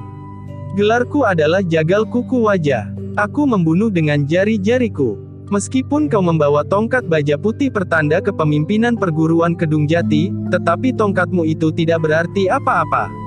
Hanya di tangan mereka yang berhak sajalah tongkat baja putih itu akan berarti. Cukup, bersiaplah. Orang itu bergeser setapak surut. Namun kemudian orang itu pun meloncat menerkam Sekar Mirah sambil menjulurkan kedua tangannya. Sekilas Sekar Mirah melihat jari-jari orang itu nampak berkilat-kilat. Nampaknya jari-jarinya telah dibalut dengan baja yang ujungnya runcing. Tetapi Sekar Mirah sudah bersiap menghadapi segala kemungkinan. Demikian orang itu menerkam, maka Sekar Mirah pun dengan cepat bergeser ke samping. Kemudian tongkat baja putihnya terayun dengan cepat mengarah ke tengkuk lawannya. Namun lawannya itu pun sempat merendah, sehingga tongkat baja putih Sekar Mirah tidak mengenainya. Demikianlah, sejenak kemudian keduanya pun telah terlibat dalam pertempuran yang sengit. Sementara itu kedua orang senapati Demak yang semula bertempur melawan Sekar Mirah dan Rara Wulan, hampir berbareng telah menyerang Rara Wulan. Tetapi Rara Wulan sempat meloncat surut. Bahkan tiba-tiba saja seorang senapati yang rambutnya sudah ditumbuhi uban berdiri di sebelahnya sambil berkata, biarlah aku mengambil seorang lawanmu. Aku memang menunggu mereka mulai, agar aku sempat melihat bagaimana dua orang murid perguruan Kedung Jati bertempur. Rara Wulan tidak mencegahnya. Ia tidak ingin menyombongkan dirinya dengan melawan kedua orang senapati itu bersama-sama. Dengan demikian maka Rara Wulan pun telah bertempur dengan salah seorang dari kedua orang senapati dari Demak itu. Sementara itu Sekar Mirah pun telah bertempur dengan sengitnya. Orang yang bernama Kebo Ireng dan bergelar Jagal Kubu Wajah itu memang seorang yang berilmu tinggi. Tetapi menurut penglihatan Sekar Mirah, orang itu sama sekali tidak mempunyai landasan ilmu dari perguruan Kedung Jati. "Siapakah sebenarnya kau ini?" bertanya Sekar Mirah. "Kau sama sekali bukan murid dari perguruan Kedung Jati.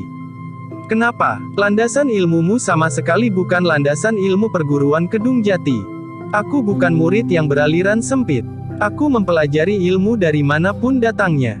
Dengan demikian maka pandanganku menjadi luas, serta wawasanku tentang ilmu kanuragan pun menjadi semakin jauh. Tetapi jika kau memang murid dari perguruan Kedung Jati, maka landasan ilmumu meskipun luluh dengan ilmu dari aliran manapun, tentu landasan dasar ilmu dari aliran perguruan Kedung Jati. Tetapi kau sama sekali tidak menunjukkan dasar ilmu dari aliran perguruan Kedung Jati itu." Orang itu masih sempat tertawa. Katanya, "Dari manapun aku menyadap ilmu, bukan soal. Tetapi sekarang aku mengaku murid dari perguruan Kedung Jati yang dipimpin oleh Ki Sabalintang. Itu sudah cukup bagiku. Jika ternyata kemudian ilmuku agak membingungkanmu, itu adalah salahmu, bahwa pandanganmu terhadap ilmu kanuragan terlalu picik." Sekar Mirah tidak menjawab. Namun sebenarnya lah bahwa Sekar Mirah pun tidak hanya mempelajari ilmu dari perguruan Kedung Jati. Ia melengkapi ilmunya dengan menyadap ilmu dari perguruan Kiai Gringsing, dan bahkan Kiai Sadewa, yang mengalir lewat Ki Lurah Agung Sedayu. Namun karena Sekar Mirah sering berlatih bersama Rara Wulan, maka kadang-kadang mereka dengan tidak terasa telah saling mempengaruhi. Meskipun Rara Wulan pertama kali mendapat bimbingan dari Sekar Mirah, namun setelah Rara Wulan menjadi dewasa dalam oleh kanuragan, maka ilmunya ternyata ada juga yang terselip dan sekaligus luluh dengan ilmu yang sudah dikuasai oleh Sekar Mirah. Itulah sebabnya maka sebenarnya lah ilmu kanuragan yang dikuasai oleh Sekar Mirah pun beraneka, yang dapat tumbuh menyatu dalam perkembangan selanjutnya. Justru karena lawannya tidak menunjukkan landasan dasar ilmu dari aliran perguruan Kedung Jati, maka Sekar Mirah pun kemudian tidak pula berusaha membuktikan bahwa dirinya mewarisi ilmu perguruan Kedung Jati. Untuk mengimbangi ilmu lawannya yang rumit, maka Sekar Mirah pun telah mengembangkan ilmunya pula. Meskipun ia tetap berlandaskan pada ilmu dari perguruan Kedung Jati, tetapi Sekar Mirah telah mengembangkan ilmunya pula dengan berbagai macam aliran yang telah luluh dengan ilmunya. Dengan demikian maka lawannya pun telah terkejut pula. Ternyata perempuan itu mempunyai cakrawala ilmu yang sangat luas. Dengan mengerahkan kemampuannya, Jagal Kuku Wajah itu menyerang dengan garangnya. Tangannya kadang-kadang mengembang seperti sayap burung Garuda. Kemudian kukunya yang tajam menyambar lawannya dengan cepatnya. Setiap sentuhan dari ujung kuku orang itu, tentu akan dapat mengoyakkan kulit daging lawannya. Tetapi Sekar Mirah cukup cekatan. Ia bergerak dengan kecepatan yang sangat tinggi, mendahului sambaran jari-jari orang berkuku baja yang dijuluki Jagal Kuku Wajah. Dalam pada itu, ternyata tongkat baja putih di tangan Sekar Mirah itu pun merupakan senjata yang sangat berbahaya. Ayunan tongkat baja putih itu telah menimbulkan desing yang tajam menusuk telinga. Sambaran anginnya pun bagaikan ujung-ujung 1000 duri yang menyentuh kulit lawan. "Gila perempuan ini," geram Kebo Ireng, tetapi tidak seorang pun dapat mengalahkan Jagal Kuku Wajah. Apalagi seorang perempuan. Tetapi Jagal Kuku Wajah harus menghadapi kenyataan. Serangan-serangannya sulit untuk dapat menembus pertahanan Sekar Mirah. Tongkat baja putihnya yang berputaran itu seakan-akan telah membuat lapisan baja mengitarinya meskipun tembus pandang. Kuku-kuku baja Kebo Ireng itu sulit untuk dapat menembusnya. Bahkan ujung tongkat baja putih Sekar Mirah itu rasa-rasanya menjadi semakin dekat dengan kulitnya. Sebenarnya lah ketika orang itu meloncat menerkam dengan kuku-kukunya yang mengembang, Sekar Mirah berusaha untuk menepis serangan itu dengan tongkat baja putihnya. Namun dengan satu tangan orang itu menangkis tongkat baja putih Sekar Mirah, sedangkan tangan yang lain dengan cepat menggapai ke arah wajah Sekar Mirah. Tetapi dengan tangkas pula Sekar Mirah bergerak ke samping sambil memalingkan wajahnya, sehingga ujung-ujung kuku itu terayun selebar daun saja dari wajahnya. Namun pada saat itu pula Sekar Mirah sempat menjulurkan tongkat baja putihnya ke arah perut Kebo Ireng. Tetapi Kebo Ireng berusaha untuk mengelak. Meskipun demikian, namun tongkat baja putih itu masih sempat mengenai bahu Jagal Kuku Wajah itu, sehingga orang itu pun terhuyung-huyung beberapa langkah surut. Ketika jagal kuku wajah itu berhasil memperbaiki keseimbangannya, tongkat baja putih sekar mirah telah terayun mengarah ke keningnya. Jagal kuku wajah tidak mempunyai kesempatan lain kecuali melindungi keningnya. Ia sadar jika tongkat baja putih itu berhasil mengenai keningnya, maka tulang kepalanya itu tentu akan retak. Karena itu maka Kebo Ireng itu harus mengorbankan tangannya untuk melindungi kepalanya. Dengan jari-jari bajanya, Kebo Ireng berusaha menangkis ayunan tongkat baja putih sekar mirah, sehingga terjadi benturan yang keras antara baja pada jari-jari jagal kuku wajah dengan tongkat baja putih yang diayunkan oleh sekar mirah. Terdengar desah tertahan. Rasa-rasanya tulang jari-jari Kebo Ireng itu telah diremukkan oleh tongkat baja putih sekar mirah. Meskipun tulang-tulang itu sebagian terlindung oleh baja pula, namun kekuatan ayunan sekar mirah ternyata sangat besar. Bahkan bukan hanya jari-jari tangannya saja yang terasa sangat kesakitan, tetapi juga pergelangan dan bahkan sikunya. Kebo Ireng itu pun meloncat mundur. Tetapi demikian ia berdiri, maka sekar mirah pun telah meloncat menyerangnya. Kebo Ireng itu mengumpat kasar. Dengan cepat Kebo Ireng itu berusaha meloncat surut untuk mengambil jarak. Ternyata dua orang yang lain telah berloncatan menyerang sekar mirah pula. Dengan tombak di tangan, kedua orang itu menyerang dari dua sisi. Tetapi keduanya segera tertahan ketika dua orang prajurit Mataram siap menghadapi mereka. Biarkan mereka, jika mereka mengaku murid dari perguruan Kedung Jati. Kau memang sombong, perempuan iblis. Kami memang murid-murid dari perguruan Kedung Jati. Kau telah membohongi dirimu sendiri. Lalu katanya kepada prajurit Mataram yang menghalangi mereka, lepaskan orang itu. Biarlah aku menunjukkan kepada mereka, siapakah sebenarnya murid-murid dari perguruan Kedung Jati itu. Demikianlah, maka kedua orang prajurit Mataram itu pun melangkah surut. Dibiarkannya kedua orang itu melangkah mendekati sekar mirah. Tetapi kedua prajurit itu tidak meninggalkan arena, karena Kebo Ireng masih tetap berdiri di tempatnya sambil menyeringai kesakitan. Sejenak kemudian maka sekar mirah telah bertempur dengan dua orang yang juga mengaku murid-murid dari perguruan Kedung Jati. Berbeda dengan Kebo Ireng, maka pada kedua orang itu justru nampak unsur-unsur gerak dari aliran perguruan Kedung Jati. Namun landasan utama ilmu mereka justru bukan ilmu dari aliran perguruan Kedung Jati. Itulah yang ada sekarang, geram sekar mirah, perguruan Kedung Jati yang dipimpin oleh Ki Sabalintang itu tidak lebih dari keranjang sampah yang dapat ditimbuni sampah dari perguruan manapun juga. Aku akan membungkam mulutmu, perempuan iblis. Tetapi yang kemudian terbungkam adalah mulut orang itu sendiri, ketika tongkat baja putih sekar mirah menghentak mengenai dadanya. Orang itu pun terpelanting dan terguling jatuh. Namun orang itu tidak segera dapat bangkit kembali, karena ia pun menjadi pingsan. Karena itu maka yang seorang lagi menjadi gentar menghadapi sekar mirah dengan tongkat baja putihnya. Namun tiba-tiba saja ia mendengar Kebo Ireng berkata, "Bertahanlah. Aku akan membantumu." Darah orang itu yang seakan-akan hampir membeku, telah mengalir kembali di urat nadinya. Sebenarnya lah Kebo Ireng pun telah meloncat memasuki arena pertempuran itu lagi. Tetapi sebelah tangannya telah menjadi cacat, sehingga tidak dapat dipergunakan lagi dengan leluasa. Karena itulah maka mereka berdua tidak lagi mampu mengimbangi sekar mirah yang bertempur dengan garangnya. Kebo Ireng menyadari akan hal itu. Karena itu maka ia tidak mempunyai pilihan lain kecuali mempergunakan senjata-senjata rahasianya. Ketika sekar mirah meloncat menghindari ujung tombak lawannya yang seorang, maka dua pisau kecil telah meluncur dengan cepatnya. Sekar mirah terkejut. Dengan cepat ia berusaha untuk menghindarinya. Namun satu di antara kedua pisau belati kecil itu telah menyambar pundaknya. Kemarahan sekar mirah tidak terbendung lagi. Tanpa sempat mencabut pisau kecil yang tertancap di pundaknya, maka sekar mirah pun telah meloncat sambil mengayunkan tongkat baja putihnya ke arah lawannya yang bersenjata tombak, yang sedang memutar tombaknya dan siap mematuk ke arahnya. Namun ayunan tongkat baja putih itu telah membuat lawannya mengurungkan serangannya. Ia harus menangkis serangan sekar mirah dengan landaian tombaknya. Tetapi ayunan tongkat baja putih sekar mirah sangat keras. Kemarahannya seakan-akan telah tertumpah pada ayunan tongkat baja putihnya itu, sehingga landaian tombak orang itu pun patah. Orang itu pun tidak sempat berbuat apa-apa lagi, ketika kemudian tongkat baja putih sekar mirah terayun ke arah keningnya. Orang itu tidak sempat berteriak. Sementara itu dua pisau belati kecil telah terbang lagi menyambar Sekar Mirah. Namun Sekar Mirah sempat melihatnya. Demikian tongkat baja putihnya mengenai kening orang yang bersenjata tombak itu, maka ia pun segera melenting menghindar. Nasib lawan Sekar Mirah yang bersenjata tombak itu memang buruk. Demikian Sekar Mirah melenting menghindar, maka kedua pisau belati itu telah mengenainya. Satu di pundaknya dan satu lagi di perutnya.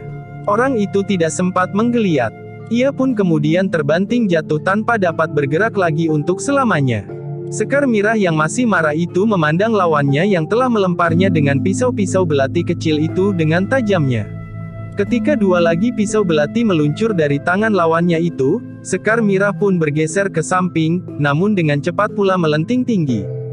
Demikian lawannya itu memungut pisau-pisau kecil yang terselip di ikat pinggangnya melingkar lambung, maka tongkat baja putih Sekar Mirah pun telah mengenai tengkuknya. Orang itu berteriak nyaring. Yang terlontar dari mulutnya adalah umpatan-umpatan kasar. Tetapi pisau-pisau kecil itu tidak sempat dilontarkannya. Sekar Mirah berdiri tegak memandangi tubuh orang itu. Kepalanya terkulai dengan lemahnya. Namun orang itu sudah tidak bernafas lagi. Sekar Mirah pun kemudian dengan mengatupkan giginya rapat-rapat telah mencabut pisau belati kecil yang menancap di bahunya. Mulutnya pun menyeringai menahan sakit yang menyengat. "Bokayu," desis Rara Wulan. Sekar Mirah berpaling. Ia masih sempat bertanya, "Di mana lawanmu?" "Aku terpaksa membunuhnya. Ia curang. Ia mencoba menyerang dengan serbuk beracun. Aku terpaksa menghentak dadanya dengan ujung selendangku." Sekar Mirah menarik nafas panjang. Luka Bokayu sebaiknya segera diobati untuk menghentikan aliran darahnya. Rara Wulan pun kemudian membantu Sekar Mirah mengobati pundaknya. Ia berdiri membayangi Sekar Mirah yang duduk di hadapannya dengan menaburkan serbuk di lukanya. Semuanya itu dilakukan dengan cepat. Sementara pertempuran masih berlangsung di sekitarnya. Ketika Sekar Mirah menaburkan obat di lukanya, maka terasa lukanya itu bagaikan disengat api. Namun hanya sejenak. Kemudian serbuk di luka itu pun mulai terasa dingin. Sementara darah pun menjadi pampat. Sebaiknya Bokayu beristirahat saja dahulu. Bokayu masih harus menyimpan tenaga untuk menghadapi Ki Sabalintang.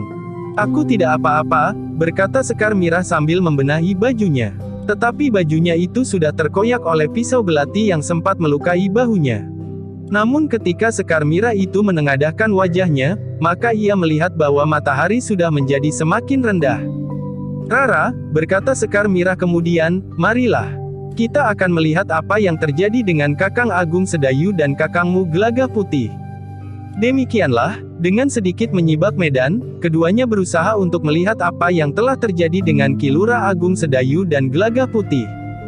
Ternyata keduanya bertempur di lingkaran pertempuran yang terpisah. Ki Lurah Agung Sedayu bertempur melawan Ki Tumenggung Gending, sementara itu Gelagah Putih bertempur melawan Ki Tumenggung Panjer.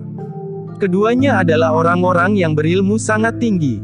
Ki Lurah Agung Sedayu yang bertempur menghadapi Ki Tumenggung Gending memutar cambuknya seperti baling-baling. Sementara itu Ki Tumenggung Gending ternyata telah mempergunakan pusaka yang paling dipercayainya dapat melindunginya. Pusaka terbaik yang dimilikinya. Ki Tumenggung Gending itu pun tidak lagi mempergunakan senjata keprajuritannya, tetapi di tangannya telah tergenggam sebilah keris yang besar dan panjang dengan luk 11.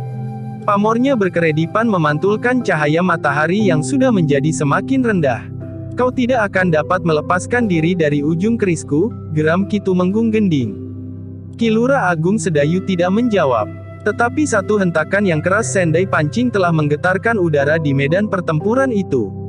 Ledakan cambuk Ki Lurah Agung Sedayu rasa-rasanya akan meruntuhkan langit. Ki Tumenggung Gending bergeser surut. Ia memang terkejut, tetapi hanya sesaat. Kemudian bahkan Ki Tumenggung Gending itu tertawa. Katanya, "Suara cambukmu yang mengguntur itukah yang kau banggakan? Ledakan cambukmu memang dapat menakut-nakuti segerombolan kambing yang kau gembalakan. Tetapi suara cambukmu yang meskipun seperti petir, tidak dapat menakutiku." Ki Lurah Agung Sedayu tersenyum. Tetapi ia tidak menjawab. Namun sekali lagi tangannya mengayunkan cambuknya sendai pancing. Cambuk itu sama sekali tidak terdengar suaranya, apalagi seperti ledakan petir. Namun Ki Tumenggung Gending yang berilmu tinggi segera merasakan bahwa getar cambuk itu justru seakan-akan telah merontokkan isi dadanya. "Ternyata kau memiliki ilmu iblis. Bukan ilmu iblis. Tetapi dengan ilmuku, aku ingin membantu agar hidup sesama kita dapat menjadi lebih tenang. Ki Tumenggung Gending itu pun tertawa. Katanya, kau sudah kehilangan kiblat. Kau ingin dapat membuat hidup sesama kita menjadi lebih tenang, sementara itu kau telah berlatih dan menguasai ilmu untuk membunuh sesamamu. Aku memang berlatih dan berusaha menguasai ilmu kanuragan, agar aku dapat mencegah orang-orang seperti kau dan orang-orangmu, yang menyalahgunakan kemampuan ilmu kanuragan untuk tujuan yang sesat. Kau dan orang-orangmu yang memiliki ilmu kanuragan yang tinggi telah membujuk Kanjeng Adipati Demak untuk memberontak melawan Panembahan Hanyakrawati. Gegayuhan, Kisanak. Setiap orang mempunyai gegayuhan. Kau yang mempunyai gegayuhan. Lalu berapa korban yang telah jatuh sekadar untuk mendukungmu mencapai gegayuhanmu? Apakah dengan demikian, jika kau berhasil mencapai gegayuhanmu, tidak berarti bahwa kau telah mencapai gegayuhanmu dengan alas berpuluh nyawa sesamamu? Ki Tumenggung Gending tertawa semakin panjang. Katanya di sela-sela derai tertawanya, orang-orang yang bodoh dan tidak berarti, selalu menjadi korban dan tumbal bagi keberhasilan orang lain yang lebih pintar dan cerdik. Bukankah kau juga akan menjadi korban? Jika berhasil mempertahankan dirinya, maka Panembahan Hanyakrawatilah yang akan tetap duduk di singgasananya. Bukankah itu juga berarti bahwa singgasana Hanyakrawati juga beralaskan mayat-mayat prajuritnya? Kami tidak sekadar membela Panembahan Hanyakrawati, tetapi kami ingin menegakkan tatanan dan pageran yang berlaku di Mataram. Nah, bukankah ada bedanya?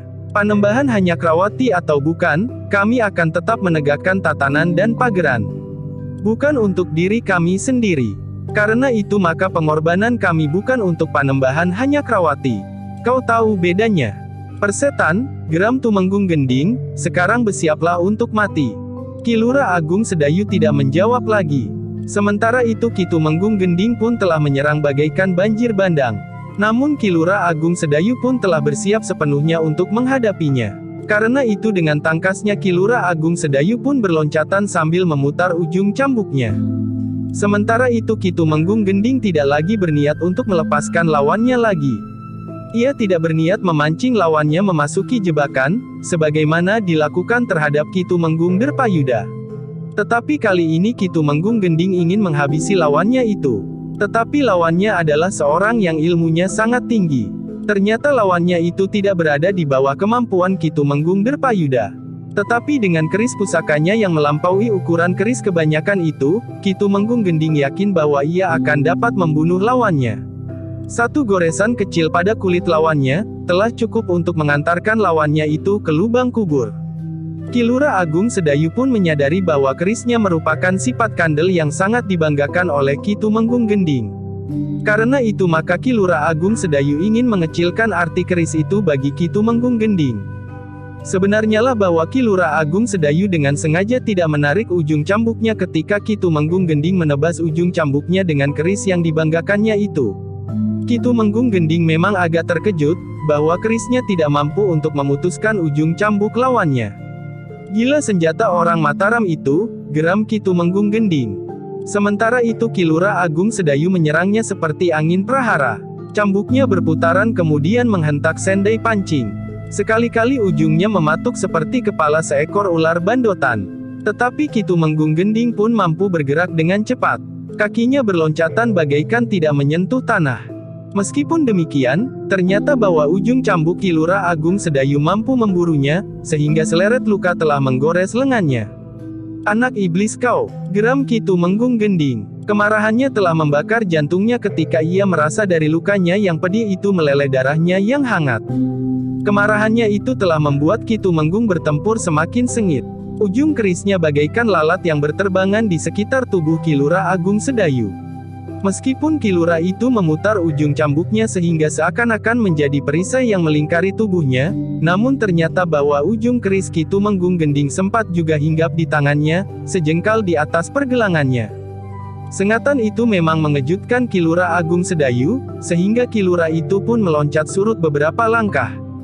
Yang terdengar adalah suara tertawa Ki Tumenggung Gending. Ki Tumenggung Gending merasa ujung kerisnya telah menyentuh tubuh lawannya. Kau akan mati, Kisanak.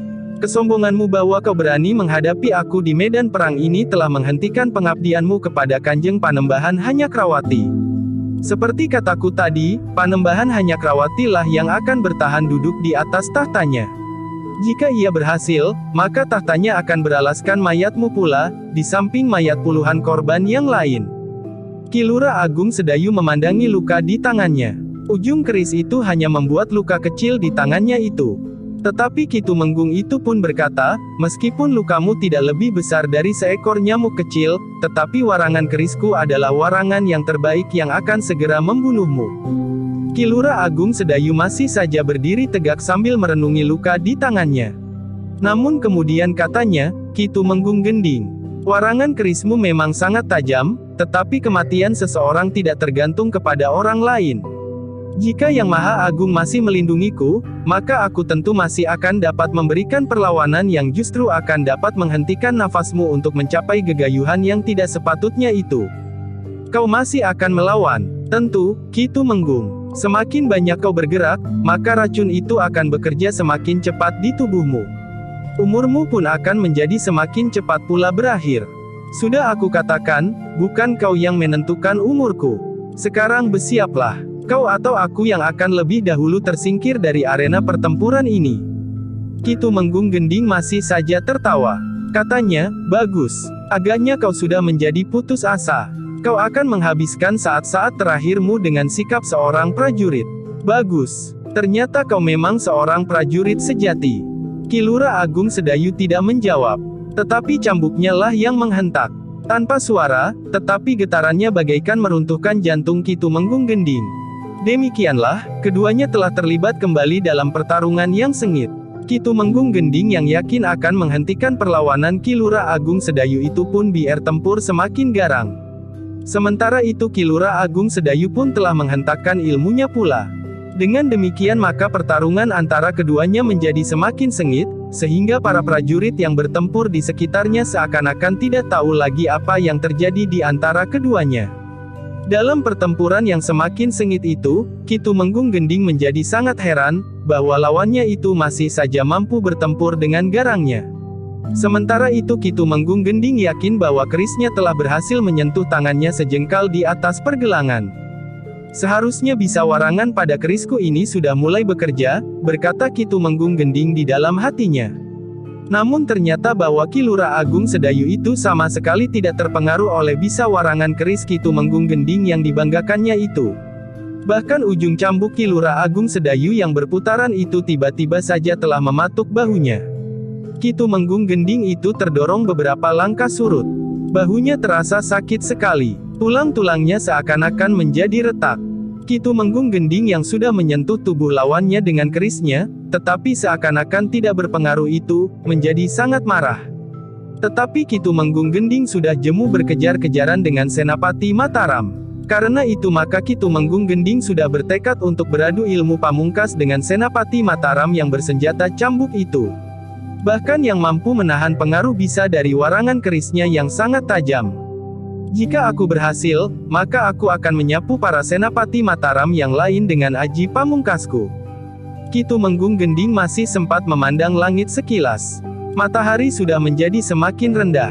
Namun Ki Tumenggung Gending ingin menyelesaikan lawannya sebelum terdengar tengara untuk menghentikan perang di hari itu. Demikianlah, Ki Tumenggung Gending itu pun segera meloncat mengambil jarak. Ia pun segera berlutut pada satu lututnya. Ditancapkannya kerisnya di tanah, sementara kedua tangannya menggenggam hulu keris itu kuat-kuat. Keris itu pun telah bergetar, sehingga seakan-akan getaran itu mengalir dari bumi ke dalam urat-urat darah Ki Tumenggung Gending, dan menumpuk di dalam dirinya. Ki Lurah Agung Sedayu yang telah bersiap untuk menyerangnya, tiba-tiba telah mengurungkannya. Ia melihat gelagat yang kurang menguntungkan. Sehingga justru karena itu maka Ki Lurah Agung Sedayu pun segera mempersiapkan dirinya pula. Mula-mula ditingkatkannya daya tahan tubuhnya, sehingga ilmu kebalnya pun telah meningkat pula. Kemudian telah dipusatkannya nalar budinya, sehingga Ki Lurah Agung Sedayu itu pun telah bersiap pula melepaskan ilmu puncaknya. Dalam pada itu, ketika Ki Tumenggung Gending itu merasa bahwa kekuatan getar yang mengalir dari bumi telah memenuhi dirinya, maka tiba-tiba saja Ki Tumenggung Gending itu pun bangkit berdiri. Diulurkannya tangannya ke depan dengan telapak tangan yang terbuka menghadap ke bumi. Sementara itu dari ujung jari-jarinya seakan-akan telah meluncur seleret sinar yang berwarna kemerah-merahan. Namun pada saat yang bersamaan, Ki Lurah Agung Sedayu yang memandangnya dengan tajamnya, telah meluncurkan ilmunya pula. Dari sorot matanya memancar cahaya yang hijau kebiruan. Sekar Mirah yang berdiri di luar lingkaran pertempuran itu menjadi sangat tegang. Ia pun melihat benturan yang dahsyat terjadi antara dua ilmu yang sangat tinggi dari seorang Senapati Demak dengan ilmu puncak seorang Senapati Mataram. Kedua orang itu ternyata telah terguncang. Ki Lurah Agung Sedayu yang tergetar surut beberapa langkah, ternyata tidak mampu mempertahankan keseimbangannya, sehingga Ki Lurah Agung Sedayu itu pun jatuh terguling di tanah. Sekar Mirah pun dengan cepat berlari ke arahnya, tetapi Sekar Mirah terlambat menahan tubuh Ki Lurah Agung Sedayu. Demikian pula beberapa orang prajurit Mataram, sehingga tubuh itu sempat terguling di tanah. Namun dalam pada itu, tubuh Ki Tumenggung Gending pun telah terlempar beberapa langkah pula. Tetapi tubuh itu pun terbanting dengan kerasnya. Terasa dada Ki Tumenggung Gending itu menjadi sesak. Beberapa orang prajurit Demak pun berlari-larian pula. Dua orang senapati bawahannya pun segera bersiap menghadapi segala kemungkinan. Namun para prajurit Mataram tidak menyerang mereka. Sebagian dari mereka pun berusaha melindungi Ki Lurah Agung Sedayu. Namun Sekar Mirah telah berada di sisinya pula. "Kakang," desis Sekar Mirah. Ki Lurah Agung Sedayu itu pun menarik nafas panjang. Dadanya memang terasa sakit, tetapi rasa sakit itu pun dapat diatasinya. Untunglah bahwa Agung Sedayu pun telah sempat meningkatkan daya tahannya, sehingga ilmu kebalnya pun telah meningkat pula. Ki Lurah Agung Sedayu pun kemudian telah duduk pula dengan menyilangkan kakinya. Kedua telapak tangannya yang terbuka terletak di kedua lututnya. Sejenak Ki Lurah Agung Sedayu duduk bersila sambil mengatur pernafasannya. Dalam pada itu, pasukan Demak benar-benar berada dalam keadaan yang sangat gelisah. Seorang senapati besar yang mendapat kepercayaan yang besar pula dari Kanjeng Adipati Demak, berada dalam keadaan yang sangat mengkhawatirkan. Nampaknya Ki Tumenggung Gending itu pun telah terluka dalam yang sangat parah. Dari sela-sela bibirnya, darah mulai mengalir. Para prajurit Demak kemudian telah membawa Ki Tumenggung Gending itu ke belakang garis pertempuran. Seorang tabib terbaik dari Demak yang mengikuti pertempuran itu pun segera dipanggil. Tetapi tabib itu hanya dapat menarik nafas panjang. Sebelum ia berbuat sesuatu, keadaan Ki Tumenggung Gending sudah menjadi semakin sulit. "Tidak ada gunanya, Kiai," desis Ki Tumenggung Gending. "Aku harus mencobanya, Ki Tumenggung." Tetapi Ki Tumenggung Gending menggeleng. Sementara itu Kanjeng Adipati pun telah mendapat laporan tentang keadaan Ki Tumenggung Gending. Kanjeng Adipati yang bertempur dengan garangnya itu pun telah meninggalkan garis pertempuran untuk melihat keadaan Ki Tumenggung Gending. "Ki Tumenggung," desis Kanjeng Adipati. Ki Tumenggung Gending itu masih sempat tersenyum. Dengan suara yang tidak begitu jelas ia pun berkata, "Hamba mohon diri, Kanjeng. Semoga Kanjeng berhasil." "Ki Tumenggung," nada suara Kanjeng Adipati meninggi. Namun Ki Tumenggung Gending itu pun menjadi semakin lemah. "Kita harus menyelesaikan perjuangan ini bersama, Ki Tumenggung," berkata Kanjeng Adipati selanjutnya. Tetapi Ki Tumenggung Gending sudah tidak dapat bertahan lagi. Ia pun kemudian menutup mata untuk selamanya. Kematian Ki Tumenggung Gending telah mengguncang jantung Kanjeng Adipati Demak. Karena itu maka ia pun segera bangkit. Dengan kemarahan yang membakar jantungnya, Kanjeng Adipati itu pun meloncat kembali ke garis pertempuran. Dua orang senapati pengawalnya pun berlari-lari pula mengikutinya.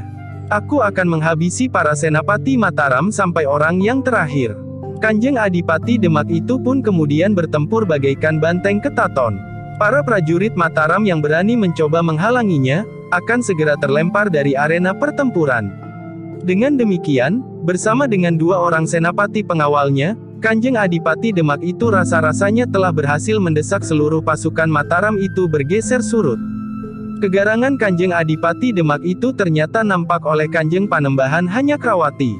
Meskipun Kanjeng Panembahan Hanyakrawati masih lebih muda dari Kanjeng Adipati Demak, namun Kanjeng Panembahan itu sudah ditempa oleh beberapa orang yang berilmu tinggi, sehingga Kanjeng Panembahan telah menjadi seorang yang pilih tanding. "Eyang," berkata Kanjeng Panembahan Hanyakrawati kepada Ki Pati Mandaraka, "Eyang lihat. Karena Paman Pangeran Singasari terluka, maka pasukan Mataram seperti sapu kehilangan suhnya, Eyang. Sementara Dimas Pangeran Puger dan Dimas Pangeran Demang tanpa nangkil memimpin gelar di lambung pasukan, aku sendirilah yang akan memimpin induk pasukan ini. Kipati Mandaraka termangu-mangu sejenak. Tetapi memang sudah sepantasnya Kanjeng Panembahan Hanyakrawati sendiri yang turun ke medan. Meskipun demikian, Kipati Mandaraka itu pun berkata, aku akan menjadi senapati pengapit, wayah Panembahan. Eyang sudah terlalu tua untuk turun langsung ke medan pertempuran. Kipati Mandaraka tersenyum. Katanya, aku tidak akan berbuat apa-apa. Aku hanya akan menonton, apa yang wayah lakukan. Baik, tetapi aku berpesan, Eyang jangan terjun ke medan. Sementara itu, pasukan khusus pengawal raja pun segera mempersiapkan diri. Mereka akan berada di sekitar Kanjeng Panembahan Hanyakrawati, yang akan memimpin langsung prajurit Mataram. Namun sebelum Kanjeng Panembahan maju ke medan, maka Kanjeng Panembahan telah mendapat laporan, bahwa Ki Tumenggung Gending, salah seorang senapati besar dari Demak, telah terbunuh di medan perang oleh Ki Lurah Agung Sedayu. Ki Lurah Agung Sedayu, hamba, Kanjeng. Ki Lurah bersama istrinya sedang berusaha untuk dapat bertemu dengan Ki Sabalintang. Ya, aku telah mengizinkannya. Tetapi yang ditemuinya justru Ki Tumenggung Gending. Justru pada saat Ki Tumenggung Gending berusaha menyerang Pangeran Singasari yang sedang ditinggalkan oleh Kanjeng Pangeran Puger di arena. Kanjeng Panembahan Hanyakrawati mengangguk-angguk. Ia melihat sekilas. Tetapi hiruk-pikuk pertempuran kemudian telah menghalangi pandangannya. Jadi agaknya Kang Mas Pangeran Puger mengamuk karena ia telah kehilangan senapatinya yang terpercaya. Ya, agaknya memang demikian, Kanjeng. Baiklah, biar aku sendiri yang akan menghadapinya. Tetapi demikian Kanjeng Panembahan Hanyakrawati bergerak ke garis pertempuran, terdengar suara sangkakala yang ditiup di atas gumuk kecil. Kemudian disahut oleh suara bende yang tertalu-talu. Wayah, berkata Kipati Mandaraka, memang hari ini Wayah masih belum diperkenankan memasuki arena pertempuran. Ya, Eyang, tetapi besok aku sendiri yang akan turun ke arena pertempuran. Aku sendiri akan menjumpai Kang Mas Pangeran Puger. Aku masih akan berusaha membujuknya. Tetapi jika Kang Mas Pangeran Puger benar-benar sudah tidak lagi dapat dicegah, apa boleh buat? Kipati Mandaraka memang sudah tidak mempunyai alasan yang cukup untuk mencegah agar Kanjeng Panembahan Hanyakrawati tidak langsung berhadapan dengan saudaranya sendiri. Tetapi sikap keras Kanjeng Pangeran Puger telah menutup kemungkinan-kemungkinan lain kecuali perang. Di bawah bayang langit yang suram menjelang senja, maka kedua pasukan yang sedang bertempur itu pun mulai menarik diri. Kedua pasukan itu pun segera kembali ke pasanggrahan masing-masing. Namun Kanjeng Adipati Demak itu terkejut ketika ia melihat sosok tubuh yang terbujur di pendapa pasanggrahan Kanjeng Adipati. Sosok tubuh yang terbujur di samping tubuh Ki Tumenggung Gending. Siapa? Kanjeng Adipati tidak sabar menunggu jawabannya. Tangannya pun telah menyibak kain yang menutup tubuh yang terbujur itu. Ki Tumenggung Panjer. Ya, Kanjeng. Gila, jadi Ki Tumenggung Panjer juga terbunuh hari ini. Ya, Kanjeng. Siapa yang telah membunuh Ki Tumenggung Gending dan Ki Tumenggung Panjer? Ketika aku menunggui Ki Tumenggung Gending meninggal, aku lupa bertanya, siapakah yang telah membunuhnya? Seorang prajurit yang lain berkata dengan wajah tertunduk, yang membunuh Ki Tumenggung Gending adalah Ki Lurah Agung Sedayu. Senapati Mataram dari Kesatuan Pasukan Khusus, Kanjeng. Gila, ini gila. Jadi yang membunuh Ki Tumenggung Gending hanya seorang lurah prajurit. Ki Tumenggung Derpayuda tidak berhasil membunuhnya. Tiba-tiba seorang lurah prajurit datang menghadapinya dan bahkan membunuhnya. Ki Lurah Agung Sedayu bukan seperti kebanyakan lurah prajurit yang lain, Kanjeng. Ia memiliki kelebihan melampaui seorang Tumenggung. Omong kosong. Jika ia memiliki kemampuan seorang Tumenggung, kenapa ia masih saja lurah prajurit? Prajurit yang memberikan laporan itu menggeleng sambil menjawab, hamba tidak tahu, Kanjeng. Lalu, siapakah yang telah membunuh Ki Tumenggung Panjer? Seorang laki-laki yang masih terhitung muda, Kanjeng, jawab prajurit yang lain, namanya Gelagah Putih. Gelagah Putih. Pangeran Puger pun mulai mengingat-ingat. Ia sudah pernah mendengar nama-nama itu. Ki Lurah Agung Sedayu dan Gelagah Putih. Pangeran Puger pun mencoba mengingat saat ia meninggalkan Mataram pergi ke Demak, dengan pengawalan yang kuat dari para prajurit Mataram. Mataram mencemaskan gangguan dari sekelompok orang yang mengaku dari perguruan Kedung Jati. Tetapi orang-orang yang mengaku murid perguruan Kedung Jati itu, bahkan bersama dengan pemimpin tertingginya, kini berada dalam barisan yang sama dengan Kanjeng Pangeran Puger untuk melawan Mataram. Tetapi Pangeran Puger tidak ingin terpengaruh oleh kenangannya itu. Karena itu Pangeran Puger pun kemudian berkata, kalian harus mengingat ciri-ciri dari orang-orang yang telah membunuh Ki Tumenggung Gending dan Ki Tumenggung Panjer. Besok aku sendiri yang akan membunuh mereka. Aku tidak tahu siapakah yang besok akan menjadi Senapati Agung di Mataram, setelah Paman Singasari terluka. Seharusnya Ki Tumenggung Gending dan Ki Tumenggung Panjer tidak perlu merunduk mereka dengan cara yang kurang terhormat, meskipun kita berada di medan perang. Tetapi Ki Tumenggung Gending dan Ki Tumenggung Panjer tidak mau mendengarkan perintahku. Aku tahu bahwa mereka bermaksud baik. Tetapi aku adalah seorang ksatria Mataram, yang tidak seharusnya menodai darah kesatriaku. Sebaiknya Kanjeng Adipati sekarang beristirahat saja lebih dahulu, berkata seorang senapati. Wajah Kanjeng Pangeran Puger memang nampak muram. Dua orang senapatinya yang terpercaya telah terbunuh pada hari yang sama. Bahkan sempat terlintas di angan-angannya, bahwa kematian Ki Tumenggung Gending dan Ki Tumenggung Panjer adalah pertanda buruk bagi pasukan Demak. Tidak, masih ada aku, masih ada Ki Sabalintang, masih ada Ki Patih Tanda Negara. Meskipun pada saat Ki Tumenggung Gending dan Ki Tumenggung Panjer masih sangat berpengaruh terhadap Kanjeng Adipati, maka rasa-rasanya Ki Patih Tanda Negara itu seakan-akan telah dilupakan, namun ia adalah seorang patih yang setia, sehingga ia tidak berkisar meninggalkan Demak. Malam itu Kanjeng Adipati telah berbicara langsung dengan Ki Sabalintang, bahwa sebaiknya Ki Sabalintang langsung memegang peranan dalam pertempuran esok. Ki Sabalintang ternyata juga menaruh perhatian yang besar terhadap kematian Ki Tumenggung Gending dan Ki Tumenggung Panjer yang terjadi pada hari yang sama. Dengan demikian maka Ki Sabalintang pun menyadari, bahwa Mataram memang mengerahkan kekuatan yang sangat besar untuk dengan sungguh-sungguh menumpas pemberontakan yang dilakukan oleh Kanjeng Pangeran Puger. Namun Ki Patih Tanda Negara yang ikut pula dalam pembicaraan itu pun berkata, ampun Kanjeng Adipati. Jangan cemas, masih banyak para tumenggung yang memiliki ilmu yang tinggi yang akan memimpin para prajurit di Demak. Masih banyak pula para pemimpin dari perguruan Kedung Jati yang akan mampu mengimbangi kemampuan para senapati Mataram. Kanjeng Adipati itu pun mengangguk-angguk. Namun justru Ki Sabalintanglah yang mengerutkan dahinya. Ia pun telah kehilangan beberapa orangnya yang berilmu tinggi. Tetapi masih ada yang dapat diandalkannya untuk menghadapi orang-orang Mataram. Namun yang dicemaskannya adalah pengaruh keberadaan seorang perempuan yang bersenjata tongkat baja putih. Keberadaan Sekar Mirah di medan pertempuran itu akan sangat mengganggu orang-orang yang telah menyatakan kesediaannya bertempur bersamanya melawan Mataram. Kanjeng Adipati, berkata Ki Sabalintang, aku pun merasa bahwa sudah saatnya aku bersungguh-sungguh. Aku harus menghentikan Nyi Agung Sedayu yang juga memiliki senjata ciri kepemimpinan perguruan Kedung Jati. Entahlah, dari mana ia mencuri tongkat baja putih itu. Atau bahkan mungkin tongkat baja putihnya adalah palsu.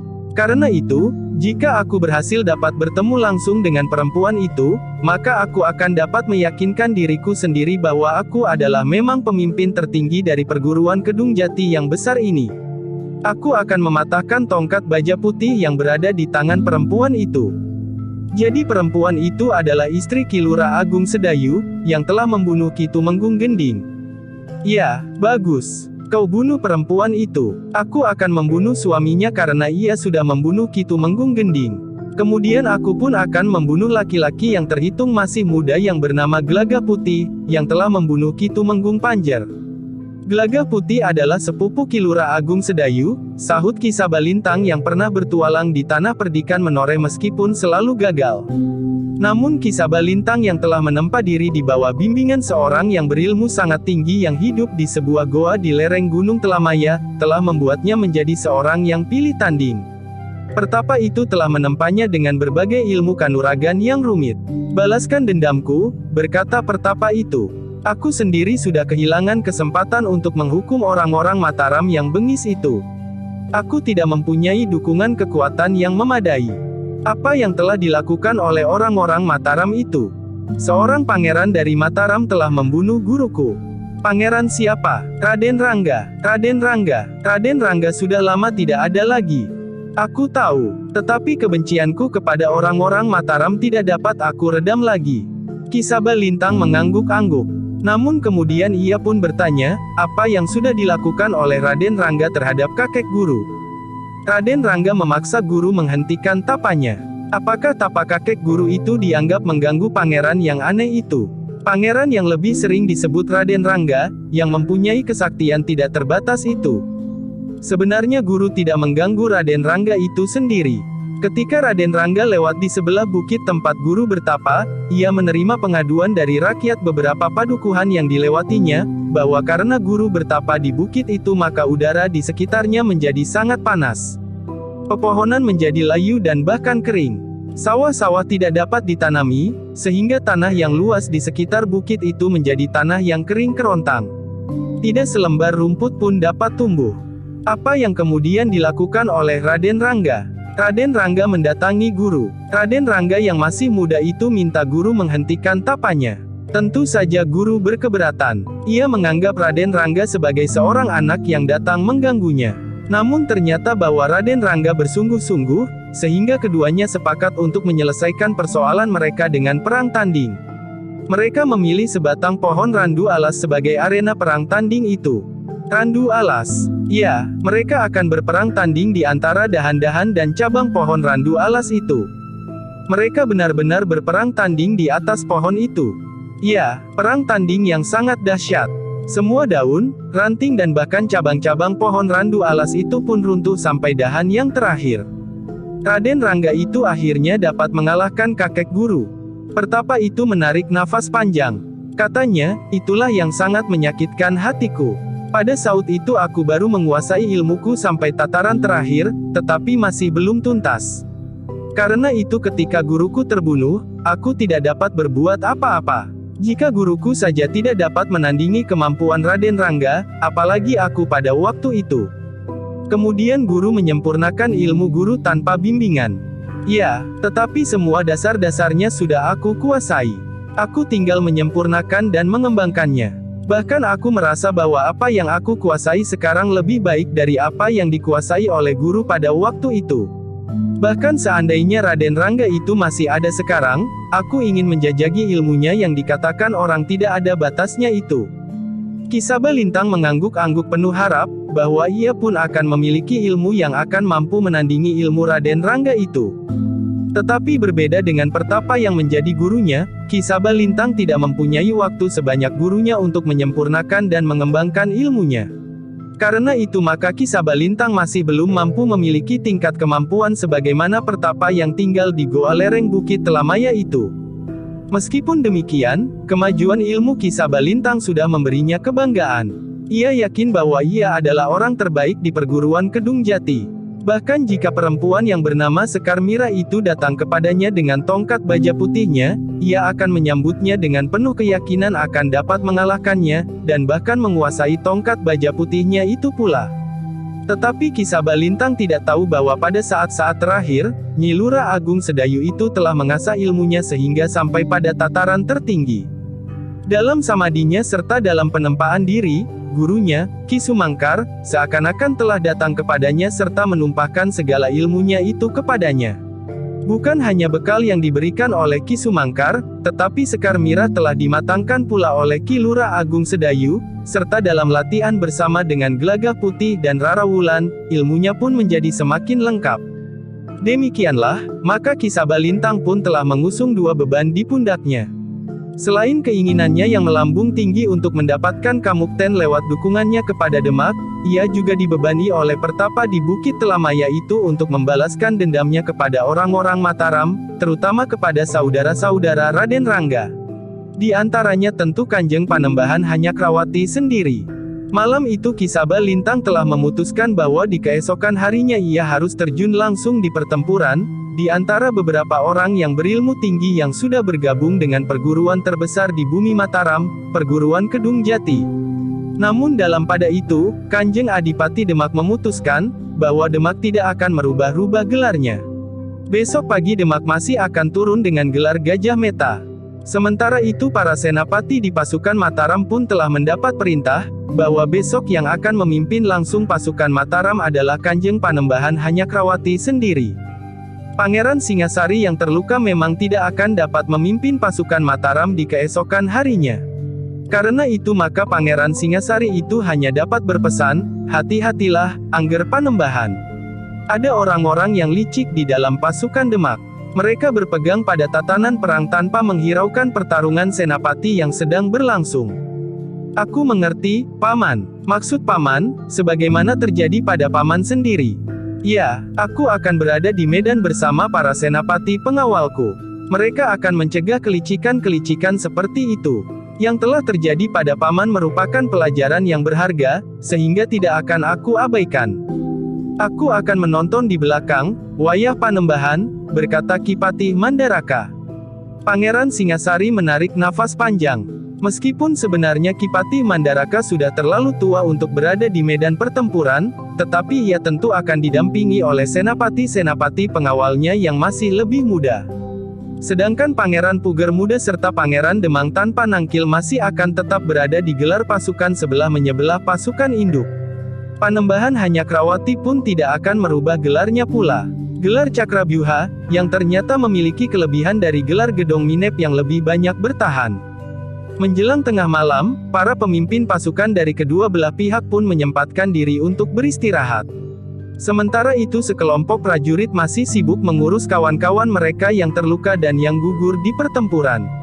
Sementara itu Kipati Mandaraka sendiri masih merenungi tubuh-tubuh yang terbujur membeku, yang akan dimakamkan dengan upacara keprajuritan. Silahkan beristirahat, Kipati, berkata seorang senapati yang bertugas. Kau sendiri tidak beristirahat, aku besok tidak turun ke medan. Malam ini aku bertugas. Kipati Mandaraka menarik nafas panjang. Katanya, aku pun besok tidak bertugas.